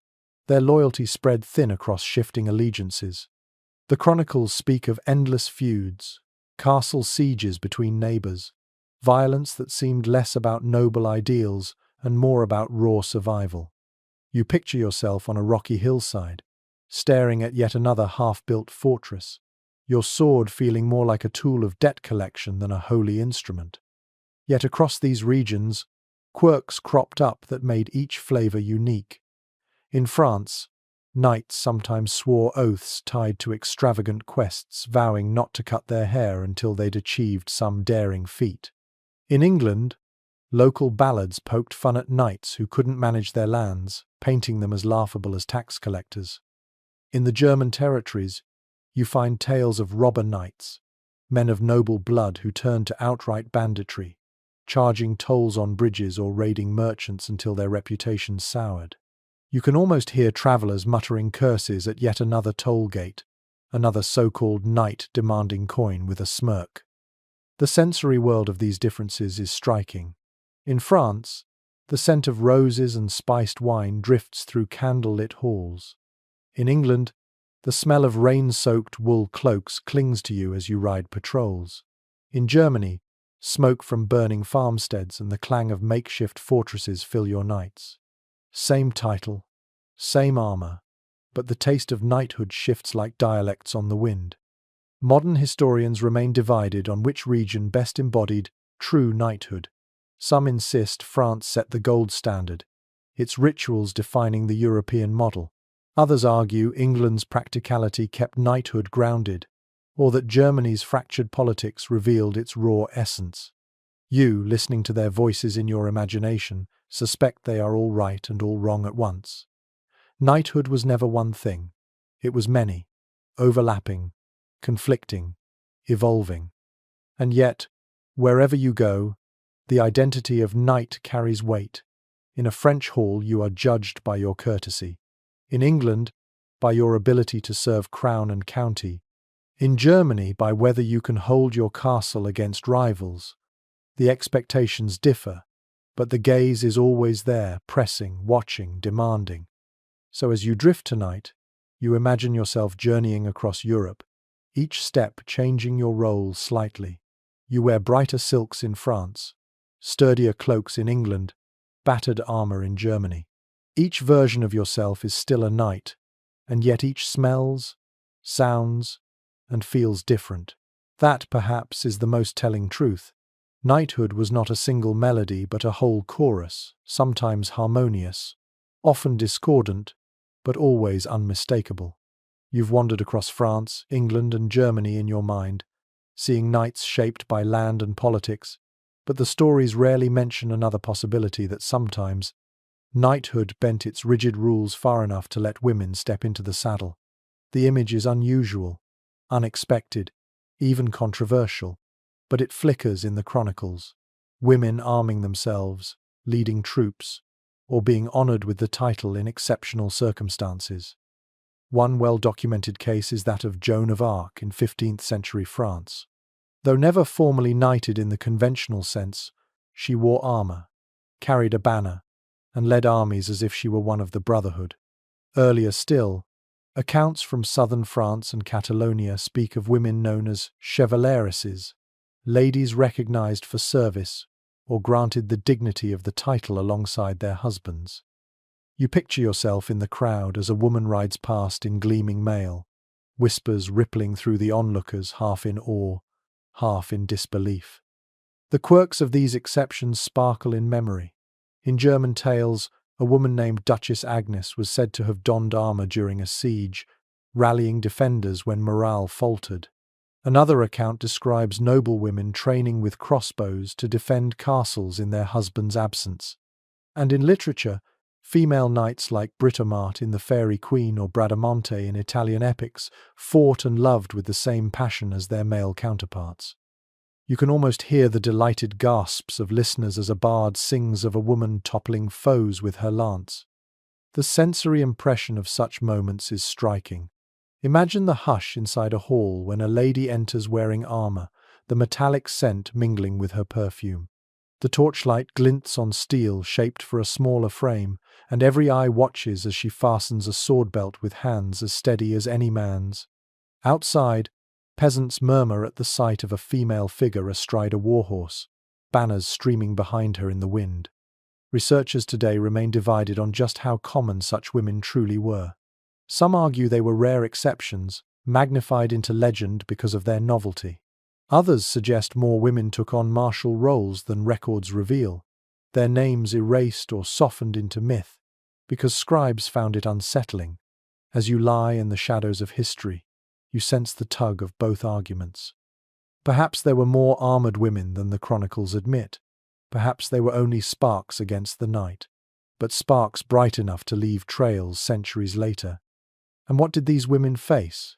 Admiration, yes, but also suspicion. Whispers about propriety, about unnatural roles. To step into knighthood as a woman meant walking a tightrope, earning respect from comrades, while enduring scorn from those who saw it as defiance of divine order. You imagine the steel weight of not just armor, but expectation and judgment pressing down all at once. Still, the stories linger for a reason. They remind you that the ideal of knighthood, so often painted as male and unbending, could stretch in unexpected ways. The creak of a saddle doesn't sound different if the rider is a woman. The shimmer of chainmail doesn't change its glow. The courage beneath it, the resolve in the eyes, those are universal. That is the rare but potent story of women and knighthood, part history, part legend, part whispered debate. As you drift into sleep tonight, you see a figure riding beside you in the half-light, her armor glinting, her banner high. She does not vanish when you close your eyes. She rides with you into the dream, reminding you that knighthood was always larger, stranger, and more varied than the rules claimed. The memory of that woman in armor lingers as you ride onward, but now your thoughts drift toward another possibility: knighthood without noble birth. Could a man of common stock, with no crest or estate, ever rise into the ranks? The rules of inheritance and wealth said no, but life, unpredictable as always, sometimes said yes. Documents from the later Middle Ages record that a handful of common-born men did claw their way into knighthood. Most often, this happened on the battlefield. A soldier who displayed extraordinary courage could be knighted in the field, sometimes after saving his lord's life, other times by sheer ferocity that could not be ignored. You picture yourself, muddy and bloodied, falling to your knees in shock as a commander taps a sword on your shoulder in the middle of carnage, raising you from obscurity to knighthood in a single breath. The quirks of such stories make them unforgettable. In one case, a man was knighted because, in the chaos of combat, he seized an enemy standard and refused to let it fall despite being wounded. In another, a commander, short on trained nobles, dubbed several stout-hearted peasants mid-battle just so they could legally fight in the mounted ranks. You imagine the astonishment on the faces of those men yesterday carrying pitchforks, today sworn as knights. A dream too wild even to believe, and yet it happened. The sensory reality of these battlefield knighthoods was raw. No torches, no silk robes, no choirs humming in chapels. Instead, the stink of smoke and blood, the clang of weapons still ringing, and a sword hilt sticky with sweat as it pressed against your shoulder. The voices were hoarse, the gestures hurried, but the meaning carried no less weight. Scholars remain divided on how meaningful such knightings truly were. Some argue they proved knighthood could be earned by valor, a reward for skill and loyalty rather than birth. Others suggest they were exceptions tolerated in emergencies, with such men often looked down upon afterward, treated as impostors among true knights. You sense both perspectives in your imagination, the pride of the newly dubbed, and the sneers of nobles muttering behind goblets at feasts. And then there were paths through wealth. A few wealthy merchants or officials could purchase land, equip themselves as mounted warriors, and eventually be recognized as knights. This was rarer, but it chipped away at the boundaries. You imagine a burgher's son strapping on armor, paid for by trade in wool or spices, his crest new, his title fresh, his acceptance grudging. Behind his back, whispers, "Bought, not earned." And yet, when he rode into battle, did the arrows care about his pedigree? The human detail is striking. Some of these commoner knights overcompensated, becoming fanatical about honor, stricter about etiquette than their noble peers, desperate to prove they belonged. Others embraced their unusual status, proud of having earned rather than inherited the title. You picture yourself torn between the two impulses, standing tall with pride, then shrinking under suspicion, then swelling again when victory proved your worth. In the end, these rare stories reveal the cracks in the rigid walls of medieval society. For all the pomp and ceremony, for all the talk of lineage and estates, courage and opportunity sometimes pried open doors. Not often, not easily, but enough to remind everyone that blood was not the only path to spurs. That is the story of knighthood for commoners. Fleeting, controversial, but tantalizing. As you lay down tonight, you let yourself imagine the impossible, your name, not noble by birth, carried in the songs of minstrels, your crest fluttering on a shield, your title spoken with respect. Dreams have a way of ignoring rules, and for once, so did history. The idea of knighthood for commoners still hangs in your thoughts when you hear a louder, more insistent call, a call not from your lord or your heart, but from across the sea. The word crusade sweeps through Europe like wildfire, carried by papal bulls, fiery sermons, and whispered promises of salvation. Suddenly, the dream of knighthood expands beyond feasts and tournaments into something vast and terrifying: holy war. Chroniclers leave no doubt about the scale of this movement. Beginning in the late 11th century, thousands of knights took the cross, vowing to march east to reclaim Jerusalem and defend Christian pilgrims. To be a crusader was to be part of a grand story, one that promised spiritual rewards as rich as earthly ones. You picture yourself kneeling in a crowded square, a priest stitching a red cloth cross to your tunic, the crowd cheering as if you've already achieved sainthood. The quirks of crusading life, though, make the romance far more complicated. Some knights pawned their lands to finance the journey, leaving families destitute if they never returned. Others joined less from faith than from desperation, hoping the East would bring riches or adventure they couldn't find at home. One story tells of a knight who, unable to afford proper gear, painted a cross on his shield with blood from a cut finger, vowing that was sacrifice enough.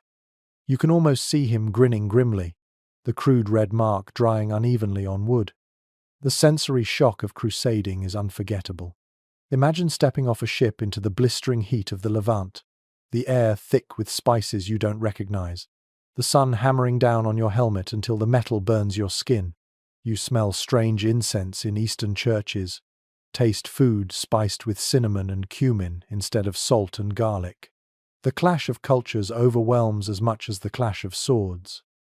You feel both wonder and dread, alien in a land where your very presence marks you as both pilgrim and invader. Modern historians remain sharply divided about the true nature of the Crusades. Were they primarily religious wars, driven by genuine devotion and the promise of indulgences? Or were they, at heart, campaigns of conquest and plunder cloaked in piety? The debate still burns, and as you stand in your mind's eye on a dusty battlefield beneath the blazing sun, you feel the weight of both answers pressing in. And then comes combat sieges that drag on for months, the screams of defenders and attackers alike echoing off stone walls. You imagine yourself pushing a siege tower forward, your hands blistering on rough wood, arrows raining down, the air filled with smoke and ash. You hear foreign voices shouting from the walls, the words unintelligible but the defiance unmistakable. Every step forward feels like dragging your soul through fire. Yet crusading also brought strange rewards. Some knights returned with relics, splinters of supposed holy wood, bones of saints, vials of dust from sacred ground. Others returned with exotic animals or silks, treasures that dazzled their villages. You picture yourself opening a chest back home, revealing fabrics so bright they look unreal, while wide-eyed peasants gasp as though you've brought a piece of heaven itself. The human reality was harsher. Many never came back at all. Some died in battle, others from disease, heat stroke, or starvation. Some lingered in the east, marrying, settling, blending lives into a frontier far removed from the cold fields of Europe. The Crusades turned knighthood into something global, stretching your identity beyond borders, but they also left scars deeper than any lance wound. That is the Crusader's path. Half pilgrimage, half war, fueled by faith, ambition, and sometimes desperation. You lie down tonight with the image of a red cross glowing faintly against your tunic, the memory of hot sun and foreign incense drifting through your dreams, and the uneasy sense that your knighthood is no longer bound by your homeland alone. The roar of crusade drums still thunders in your ears when you return home and find yourself facing a very different reality. No more desert heat, no more siege towers, no banners of conquest. Now you are expected to manage land. For many knights, this was the part of their life that lasted longest. Not the battles, but the endless cycle of farming seasons, rents, and obligations. Knighthood, it turns out, was as much about ledger books as lances. The records of manorial rolls remind us that knights were often granted fiefs, pieces of land held in return for military service. With these came peasants who owed labour or rent.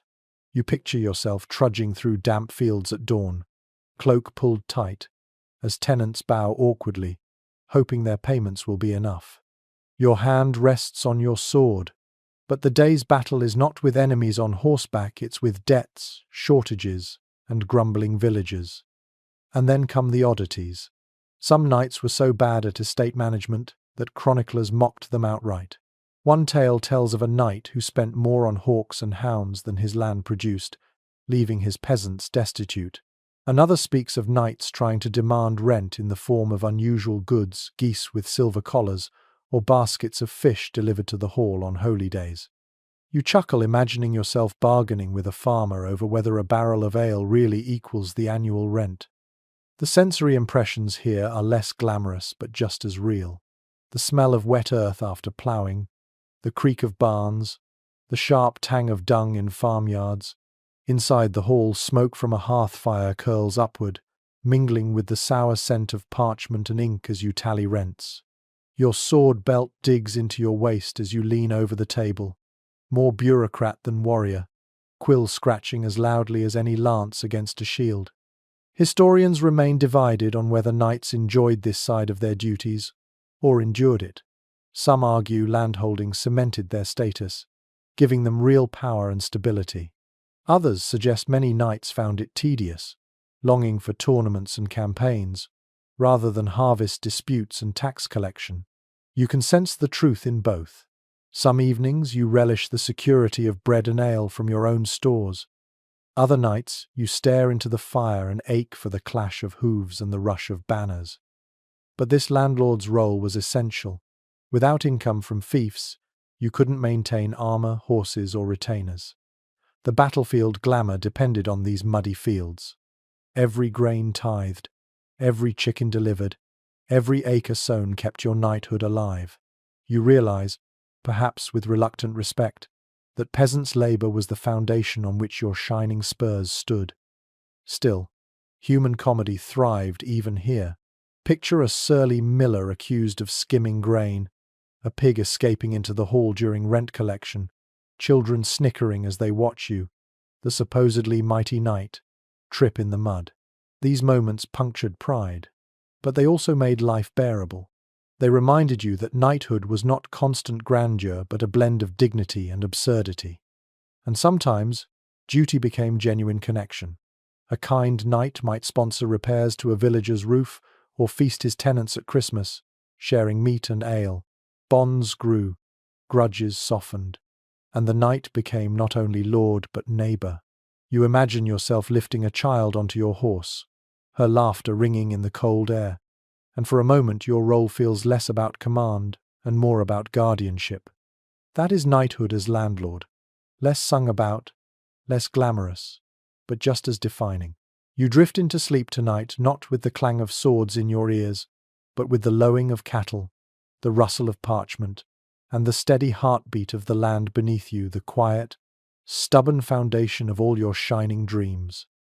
The fields fade from your dreams, but the duties of landholding twist into something else: responsibility for justice. As a knight, you are not only master of farms and rents, you are also expected to uphold order. That means riding the roads, hearing complaints, sometimes even doling out punishment. Your sword no longer swings just at enemies in battle, but also at thieves, raiders, and quarrelsome neighbours. Legal records from the Middle Ages make it plain. Knights often served as enforcers of local law, acting in the name of their lords or the crown. You imagine yourself patrolling a muddy road at dusk, visor lifted, eyes scanning hedgerows for outlaws. Behind you, peasants trudge home from market, comforted by the sight of armed protection or unnerved, depending on your reputation. The creak of leather, the clink of spurs, the thud of hooves, these become the soundtrack of security. And then there were the oddities of medieval justice. One knight, tasked with resolving a boundary dispute, supposedly settled it by planting his spear in the ground and declaring, "Here it stays, here's the border." Another tale tells of a knight who punished poachers by making them carry a stag's antlers through the village as public shame. You picture yourself struggling not to laugh as a red-faced man lumbers past, antlers tied to his shoulders, children jeering as if it were a festival game. The sensory reality of this role is mixed. You hear the whimpering of a thief tied to a post, the mutter of villagers debating whether punishment is fair. The smell of sweat, fear, and wood smoke fills the air as you preside over disputes. Sometimes the job feels honourable, helping a widow reclaim stolen grain. Other times it feels cruel, dragging a desperate beggar before a lord for stealing bread. Scholars continue to argue about how effective knights really were in keeping the peace.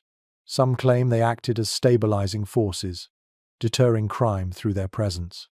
Others suggest knights often abused their power, extorting peasants, bending justice for profit or pride. Perhaps both are true. You can almost hear two voices in your own head, one whispering that you are protector, the other warning that you are predator. At times, the responsibility pressed heavily.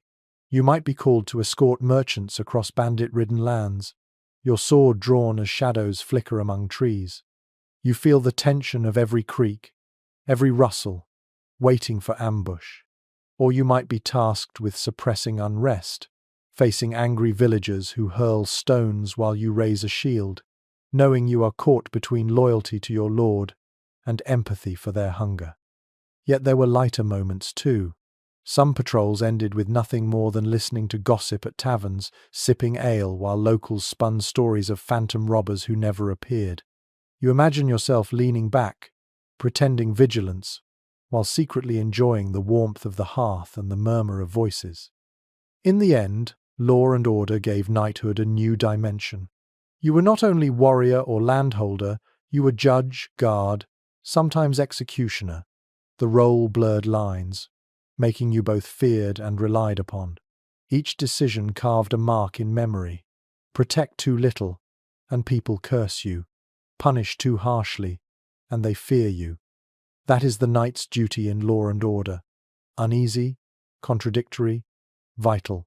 Tonight, as you stretch out on your bed of straw and wool, you hear echoes not of lances breaking, but of villagers' voices pleading, accusing, thanking, mocking.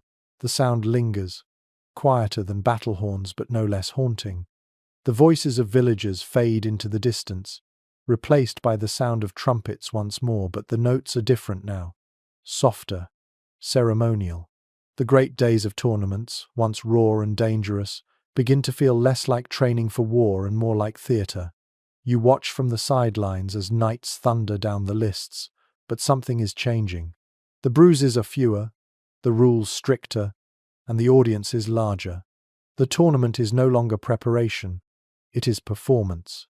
One thing the chronicles make clear is that by the late Middle Ages, tournaments had become more pageantry than practice. What began as chaotic melees across open fields transformed into choreographed jousts, carefully staged with barriers, officials, and heralds. You imagine yourself tightening your lance not to prepare for the battlefield, but to impress a crowd. The lists are lined with nobles in embroidered silks, ladies waving ribbons, musicians striking triumphant chords as if victory were guaranteed. And yet, tournaments still carried their quirks.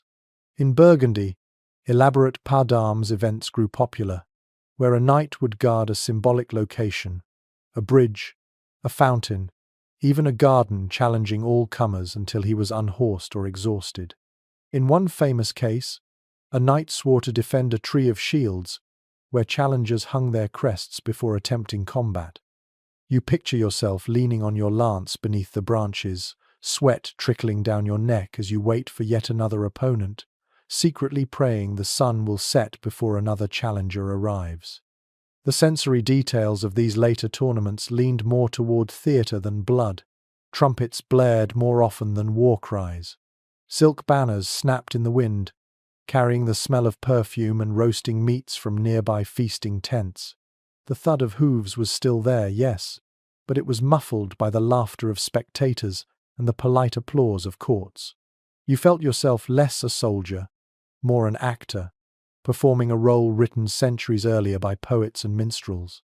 Historians are not of one mind about this transformation.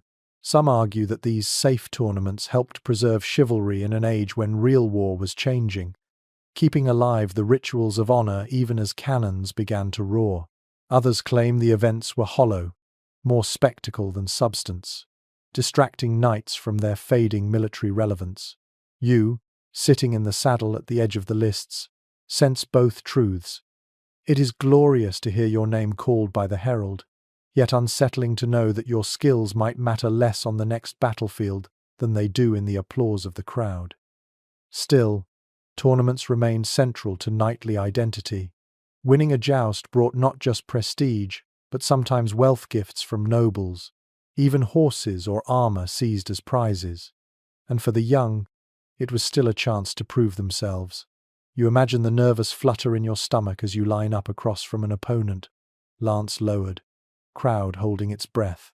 The impact rattles through your body, your vision swims, and for a moment you feel every eye on you. That rush never fades, even if the stakes are lower. But humor colored these spectacles as well. Accounts tell of knights toppling clumsily over the lists, armor stuck so firmly they had to be pried out by laughing squires.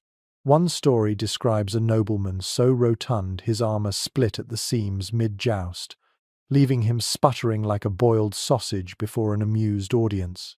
You chuckle, imagining yourself praying that your own straps hold tight as you gallop forward. Off the field, tournaments fed into feasting, dancing, and endless storytelling. Minstrels sang of the day's exploits, often exaggerating them until your modest tilt sounded like a Homeric epic. Ladies teased you, lords congratulated or mocked, and the air buzzed with gossip. The social life surrounding the jousts often mattered more than the actual contests. You can feel yourself basking in the glow of recognition, even as your bruises throb under your tunic. Yet, beneath the glitter, a quiet unease lingered. You sensed that these events were becoming more museum piece than preparation. War outside the lists was changing. Crossbows had already shown their power. Longbows had humbled proud knights at Crécy and Agincourt, and now whispers of gunpowder grew louder, promising a future where no armor could truly protect. As you tilt down the list, part of you knows this performance is becoming nostalgia in real time. Still, nostalgia has power. These tournaments gave you a chance to live the ideal one last time, to hear the cheers, to feel the wind against your visor, to see your crest painted boldly in the sun. They reminded everyone, peasants, nobles, even kings, of what knights once meant, even as the meaning slipped further away. That is the twilight of tournaments. Bright, glittering, absurd, and a little sad. You drift into sleep tonight, hearing the faint echo of trumpets, half lullaby, half dirge, as if the age of jousts were bowing out on stage while cannons waited in the wings. The trumpets of the tournament still echo faintly in your memory, but their music is drowned out by a new, harsher sound, the thunder of cannon fire. The 15th century arrives, and with it, a weapon that reshapes the very bones of knighthood. You stand on a hillside, visor lifted, watching stone walls crumble under the blast of powder and shot. For the first time in your life, you feel your armor isn't protection at all, but a relic. One undeniable reality is that the spread of gunpowder across Europe changed warfare permanently. No longer were castles impregnable, no longer did heavy cavalry dominate the battlefield as it once had. A knight in mail and plate, proud on his charger, could be felled by a gunner who cost a fraction of the price. You imagine yourself shifting uncomfortably in the saddle, hearing that sharp crack of a handgun, seeing the puff of smoke, and realizing that all your years of drilling with lances mean little against a lead ball traveling faster than sight. The oddities of this new era make you shake your head. Early firearms were wildly unreliable, sometimes exploding in the hands of the shooter, sometimes failing to fire altogether. Chroniclers describe gunners setting fuses with trembling fingers, squinting through acrid smoke, while knights sneered at the cowardice of killing from afar. You picture yourself muttering curses at the smell of sulfur while mocking an enemy gunner, only to duck seconds later as his shot ricochets alarmingly close. The sensory details are overwhelming. The acrid stench of burned powder chokes your throat. The air fills with a haze that stings the eyes, turning midday into dusk. The booming of cannon shakes the ground, rattling in your chest more than any war horn. And the sight walls splitting, stones tumbling, proud towers collapsing feels like watching the world you knew fall apart piece by piece. Scholars remain divided about how fast gunpowder truly erased knighthood's dominance. Some argue that knights adapted for centuries, fighting alongside cannons and even using handguns themselves. Others suggest the change was swift, that by the late 1402, the armoured knight was already an anachronism, more symbol than soldier. You sense both truths in your bones. You still ride to war, but you feel the ground slipping away beneath your hooves. And with gunpowder came a shift in castles, too. The tall, elegant towers of earlier centuries gave way to squat, thick-walled fortifications designed to absorb cannon fire. You picture yourself riding past the ruins of a once proud fortress, stones blackened, walls cracked, weeds sprouting in courtyards that once rang with tournaments. The silence of abandonment presses harder on your chest than the noise of battle ever did. There were, of course, strange adaptations. Some knights strapped on thicker and thicker armor, to the point where a man could hardly move without assistance. One Italian duke was said to own a suit so heavy it required a crane to lift him onto his horse. You chuckle, imagining yourself dangling awkwardly from a pulley, praying nobody laughs before the battle even begins. But the truth is bitter. No armor, no matter how thick, could guarantee safety anymore. And so, many knights found themselves drifting into new roles. Some became commanders, directing armies rather than charging at the front.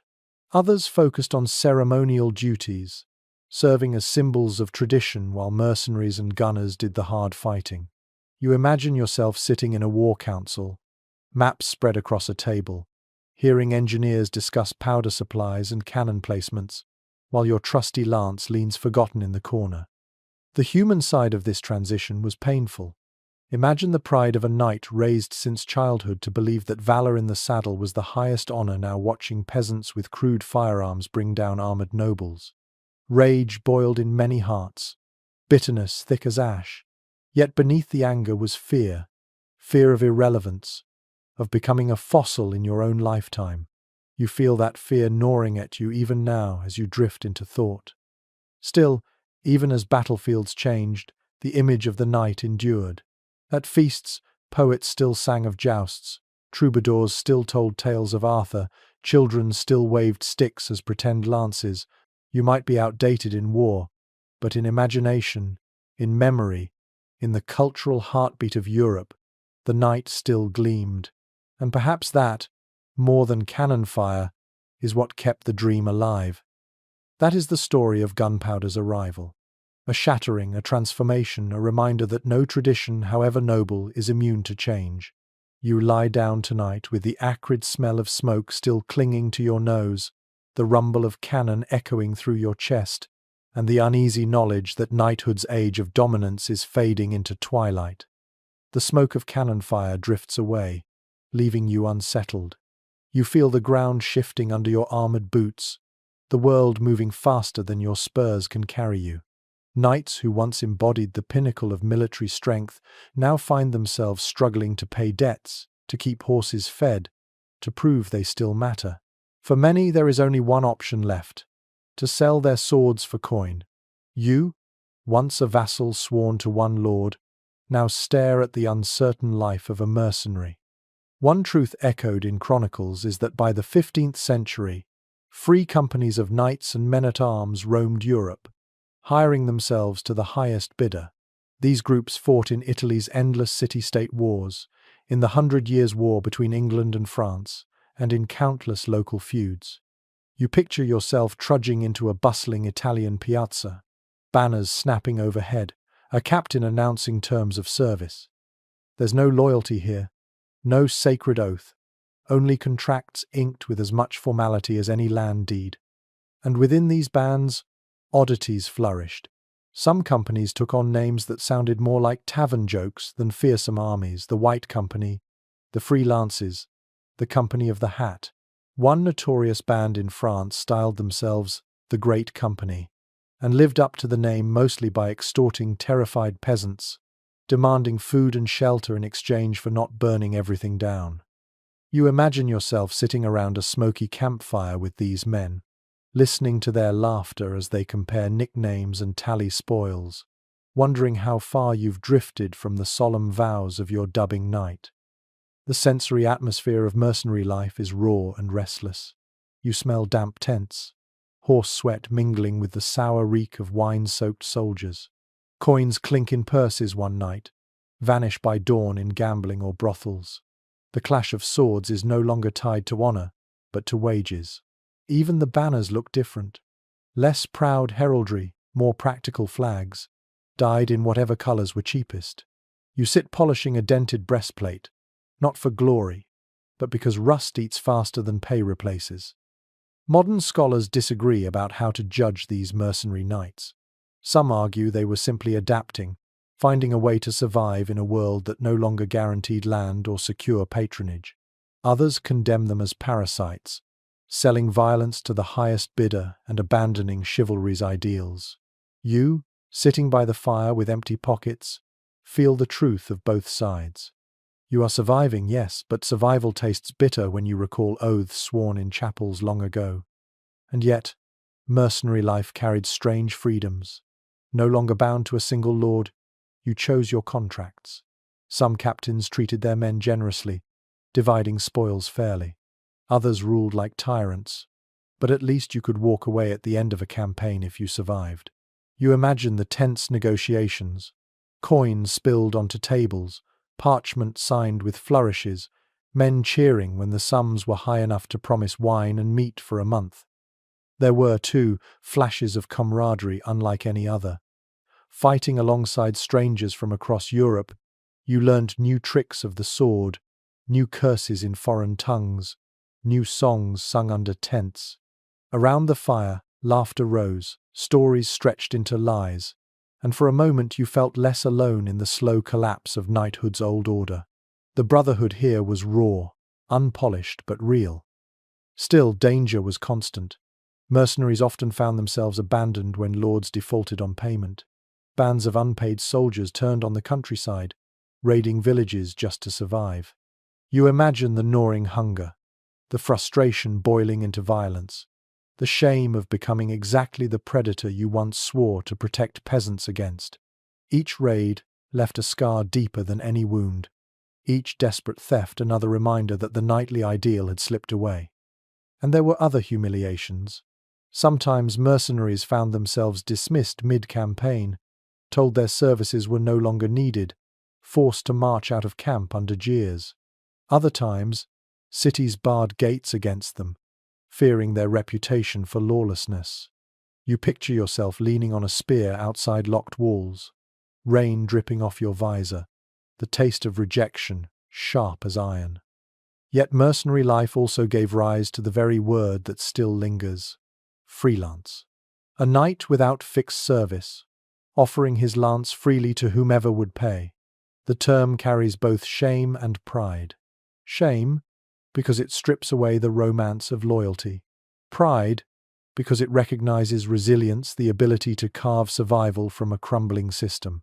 You can almost hear yourself muttering the word under your breath, unsure whether it sounds like insult or independence.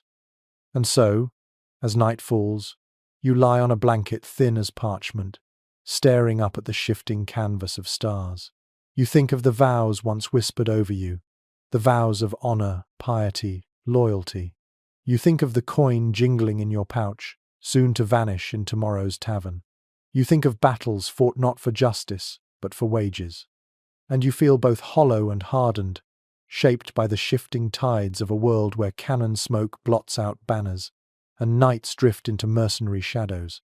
That is the mercenary's path. Half survival, half betrayal, stripped of old glory but stubborn in its will to endure. You close your eyes tonight with the bitter taste of smoke and cheap wine in your mouth, dreaming of contracts signed in candlelight, and of lances lowered not for honor, but for coin. The clink of mercenary coin still rattles in your purse, when another truth begins to press, in a truth more unsettling than battlefield defeats or empty contracts. It is the slow realization that knights, once the center of medieval life, are no longer the shining stars of society. Their aura, that golden halo of prestige, begins to dim. You look around and see merchants with coffers fuller than your lord's treasury, lawyers wielding more influence than lances, and city councils shaping politics while armored men wait idly at gates. The age of knighthood is slipping, replaced not by warriors but by traders and townsfolk. The documentary evidence is clear.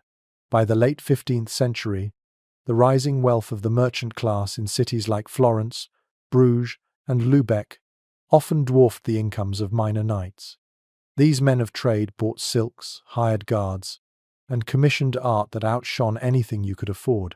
You imagine yourself entering a town square and seeing a burgher strutting proudly in fur-lined robes, his purse heavy with coins, his house painted brighter than any knight's castle. Peasants bow to him more readily than they do to you. The humiliation is sharp. And then there are the oddities that sting all the more.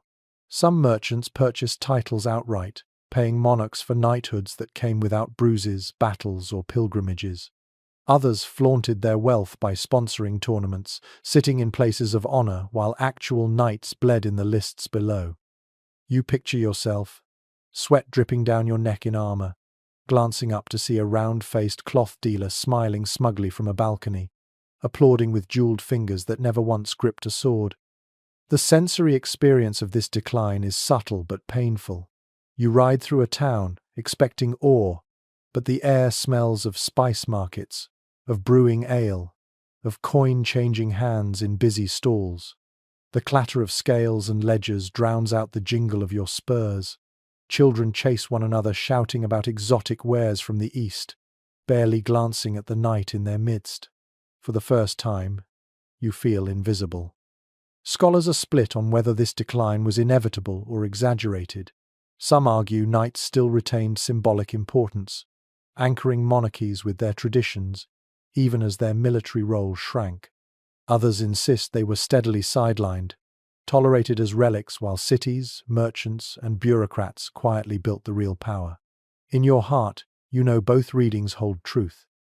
You are still greeted respectfully at a feast, yes, but you also see the merchant's purse outweighing your lance every time decisions are made. This fading aura leads to awkward adjustments.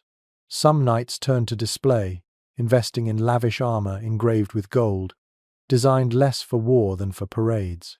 You imagine strapping on such a suit, so ornate it glitters like jewelry, yet so impractical it squeaks at every step, the visor fogging instantly. You march through town looking magnificent but utterly useless, part knight, part fashion model. Others leaned harder into their supposed virtues. Manuals on chivalry multiplied, repeating old ideals as if repetition could keep them alive. Priests preached of knightly duties, poets sang of gallant deeds, yet the very need to remind people suggests how fragile the image had become. You picture yourself sighing as yet another minstrel drones about the noble knight, while the crowd slips away to buy bolts of silk or haggle over spices. And there is humiliation too. Chronicles note that knights often found themselves mocked by commoners. Plays and satirical poems portrayed them as bumbling, broke, clinging to outdated customs. One farce told of a knight so poor he rode a donkey, his armor patched with tin, his pride battered worse than his shield. You feel the sting in your chest, imagining peasants laughing as you pass, the word knight sounding less like honor and more like a joke. Yet the decline carried moments of poignancy as well. In villages, some still looked up to knights, still told stories of brave defenders, still believed in the oath-bound protector. A child might tug at your cloak, eyes wide, asking if you truly fought in a crusade. For a heartbeat, you feel the glow return, fragile but real. The dream of knighthood lingers even as reality falters. So you find yourself in a strange limbo, too proud to abandon your title, too aware that its meaning is fading. You sip wine at feasts while merchants outshine you in silk. You ride patrols while bureaucrats issue decrees with more weight than your sword. You hear the old songs, but their notes sound faint, as if echoing from a distant age. That is the fading aura of knighthood, gradual, humiliating, poignant. You lie down tonight with the rustle of parchment and coins louder than the clang of armor, and you dream uneasily of a future where spurs jingle only in memory, not in power. The laughter of burghers and the creak of merchant scales fade into silence, replaced by something stranger, a painter's brush scratching softly across canvas, a scribe's quill gliding over parchment, a mason chiseling figures into stone. You begin to realize that even as knights lost ground in real life, they gained immortality in memory. The age of chivalry, fading on the battlefield, found new life in art, in legend, in the stories told long after the clang of steel fell quiet. One well-attested reality is that, during the late Middle Ages and Renaissance, knights appeared everywhere in cultural expression. Chronicles, romances, tapestries, stained glass all immortalized the figure of the knight as a shining symbol of virtue. You imagine yourself walking into a cathedral, sunlight streaming through windows where armored saints kneel before altars, their spurs glinting in colored glass. The artistry makes them eternal, even if their flesh and blood counterparts struggled with debt and irrelevance. The oddities of this transformation are almost humorous. In some manuscripts, illustrators who had never seen battle drew knights in armor, so impractical it looked like fantasy costumes, helmets with exaggerated horns, shields too big to lift, lances longer than cathedral spires. You chuckle, picturing yourself trying to ride into combat with such absurd equipment, falling flat before even reaching the enemy. Yet these mistakes mattered little. The audience wasn't looking for accuracy. They wanted ideals, stories, images to comfort and inspire. The sensory experience of these legends is lush. Picture the deep blue and gold threads of a tapestry, the wool rough beneath your fingertips as knights hunt unicorns or duel giants. Hear the quiet scratch of a quill as a monk copies another tale of Arthur, ink smelling sharp, parchment stiff. Smell fresh paint in a noble hall as murals of jousts and battles cover the walls, brighter than the reality ever was. Even in silence, you feel surrounded by echoes of knightly glory. Modern scholars disagree about the meaning of this cultural obsession. Some argue it represented nostalgia, a society already aware that knights were fading, clinging to them in art because reality no longer matched. Others see it as deliberate propaganda, keeping the symbol alive for political purposes, ensuring kings could still cloak themselves in chivalric ideals, even as gunpowder dominated war. You suspect both are right. Knights in flesh may stumble, but knights in story never falter. Literature in particular kept the dream alive. Arthurian romances were recopied and retold across Europe, sometimes with new flourishes, sometimes transformed to match contemporary politics. In Spain, tales of Amadís de Gaula inspired generations, filled with impossible quests and perfect knights. You imagine sitting by a hearth while a scribe reads aloud, children wide-eyed, adults sighing wistfully. The words wrap around you like a cloak, letting you believe for just an evening that the world is still filled with dragons to slay and damsels to rescue. And there is humour hidden here too. Not all portrayals were flattering. In Chaucer's tales, the knight is dignified, but his son, the Squire, is mocked for vanity and inexperience. Later plays lampooned bumbling knights who lost their way, forgetting oaths while chasing ale or women. You picture yourself wincing as an audience roars with laughter, recognizing the exaggeration but still feeling the sting of satire. The preservation of knightly imagery extended beyond art into ritual. Orders of chivalry, such as the Order of the Garter in England or the Order of the Golden Fleece in Burgundy, wrapped themselves in knightly symbolism long after knights had ceased to dominate war. Robes glittered with embroidery, collars jingled with golden insignia, and ceremonies echoed with vows. You imagine kneeling once again, not in a muddy battlefield or a smoky chapel, but in a candle-lit chamber where courtiers whisper and record every gesture. You feel less a warrior now, more an actor in a living legend. For ordinary people, these symbols still held weight. A villager might never meet a real knight, but he saw them in church glass, heard of them in songs, and believed in them as protectors, even if the reality was far removed.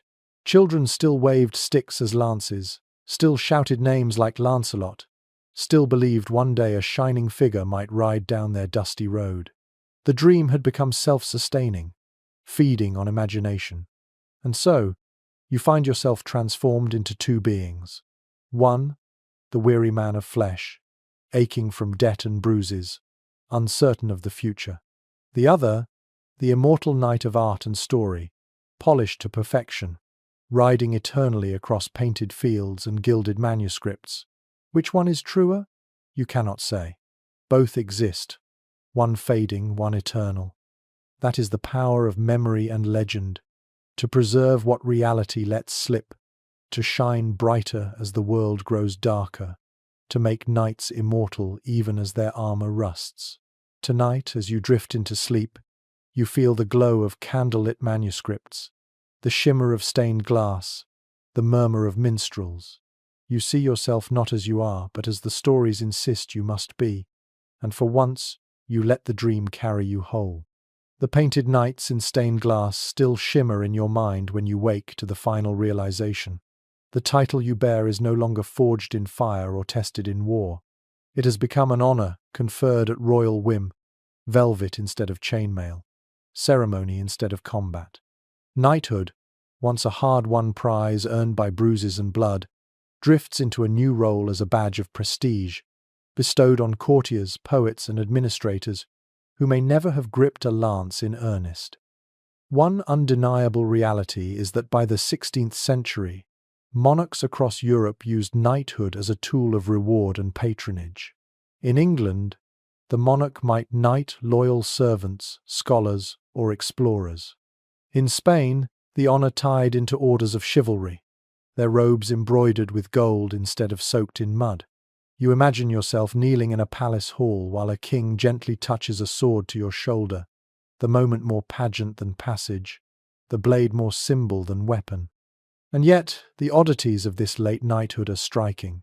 Some men were knighted on their deathbeds, too frail to even lift a sword. Others received the accolade for little more than attending royal ceremonies. There are records of men ducking the honor, unwilling to pay the hefty fees that sometimes accompanied the title. Yes, being dubbed a knight could actually leave you poorer.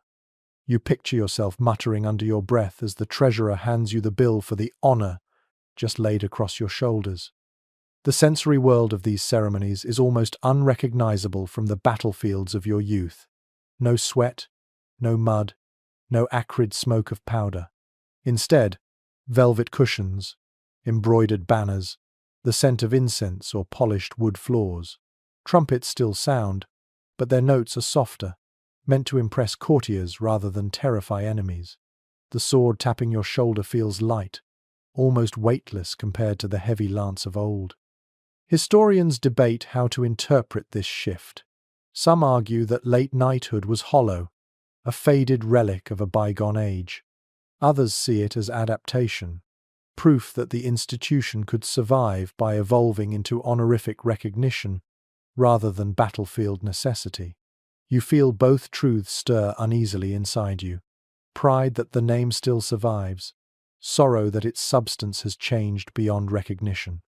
The human comedy lingers here as well.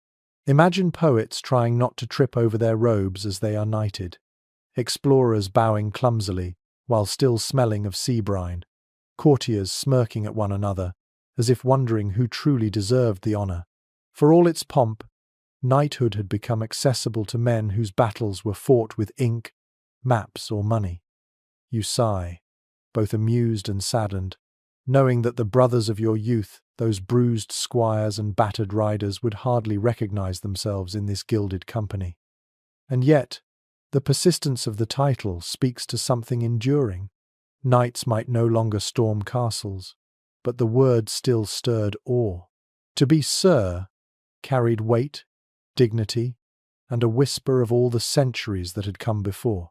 You imagine yourself signing your name with that honorific, the letters curling like banners, reminding the world that you stand in a line, stretching back to muddy fields, smoky chapels, crimson crosses sewn onto tunics. For ordinary people, the knight remained a beacon. Farmers told children bedtime tales of St. George, of Roland, of Arthur's champions. Songs of knights still drifted through taverns, their verses now more nostalgic than realistic. Even as merchants outshone you, even as cannons shattered your role, even as poets stole your title, the figure of the knight still gleamed in imagination. And perhaps, in the end, that mattered most.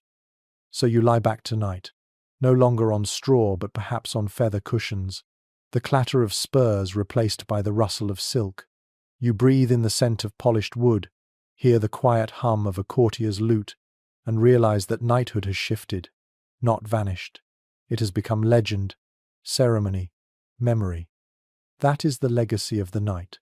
A story too strong to die, reshaped by centuries, carried in rituals, preserved in songs, glowing in stained glass long after the last lance splintered. Now, as the long journey closes, let your mind slow with the fading of hoofbeats. You've walked the full path from page to squire, from bruises in practice yards to the thunder of tournaments, from vows whispered in chapels to the thunder of cannons that shattered old certainties. You felt the weight of armor and the weight of expectations, tasted feasts and dust, heard laughter and prayers. You've seen knights rise from noble birth, from battlefields, even from the humblest of origins. You've seen women slip into armor against all odds, and merchants eclipse lords in power. You've stood on distant shores under the blinding sun of crusades, and you've sat in courts where knighthood was no longer fought for, but granted like a medal. And now, lying here in the hush of the present moment, you let all those centuries drift together. The clang of steel grows softer, the chants of monks blur into lullabies, the cries of merchants fade into a gentle murmur. Even cannon fire, once deafening, becomes a low rumble like distant thunder. The painted knights of stained glass watch over you silently, their colors glowing in memory. You remind yourself, the legacy of knighthood is not gone. It lingers in the language we use, in the ideals of loyalty and courage, in the quiet wish to protect and to honor. Those dreams are not locked in castles or buried in battlefields. They live in stories, in imaginations, and perhaps faintly in you as you breathe. So let your eyes grow heavy. Let the banners of memory furl. The hooves of time grow distant. The swords slip gently from your hand. You are safe now. You are at rest. Sleep carries you onward, softly, slowly, into dreams where nights still ride.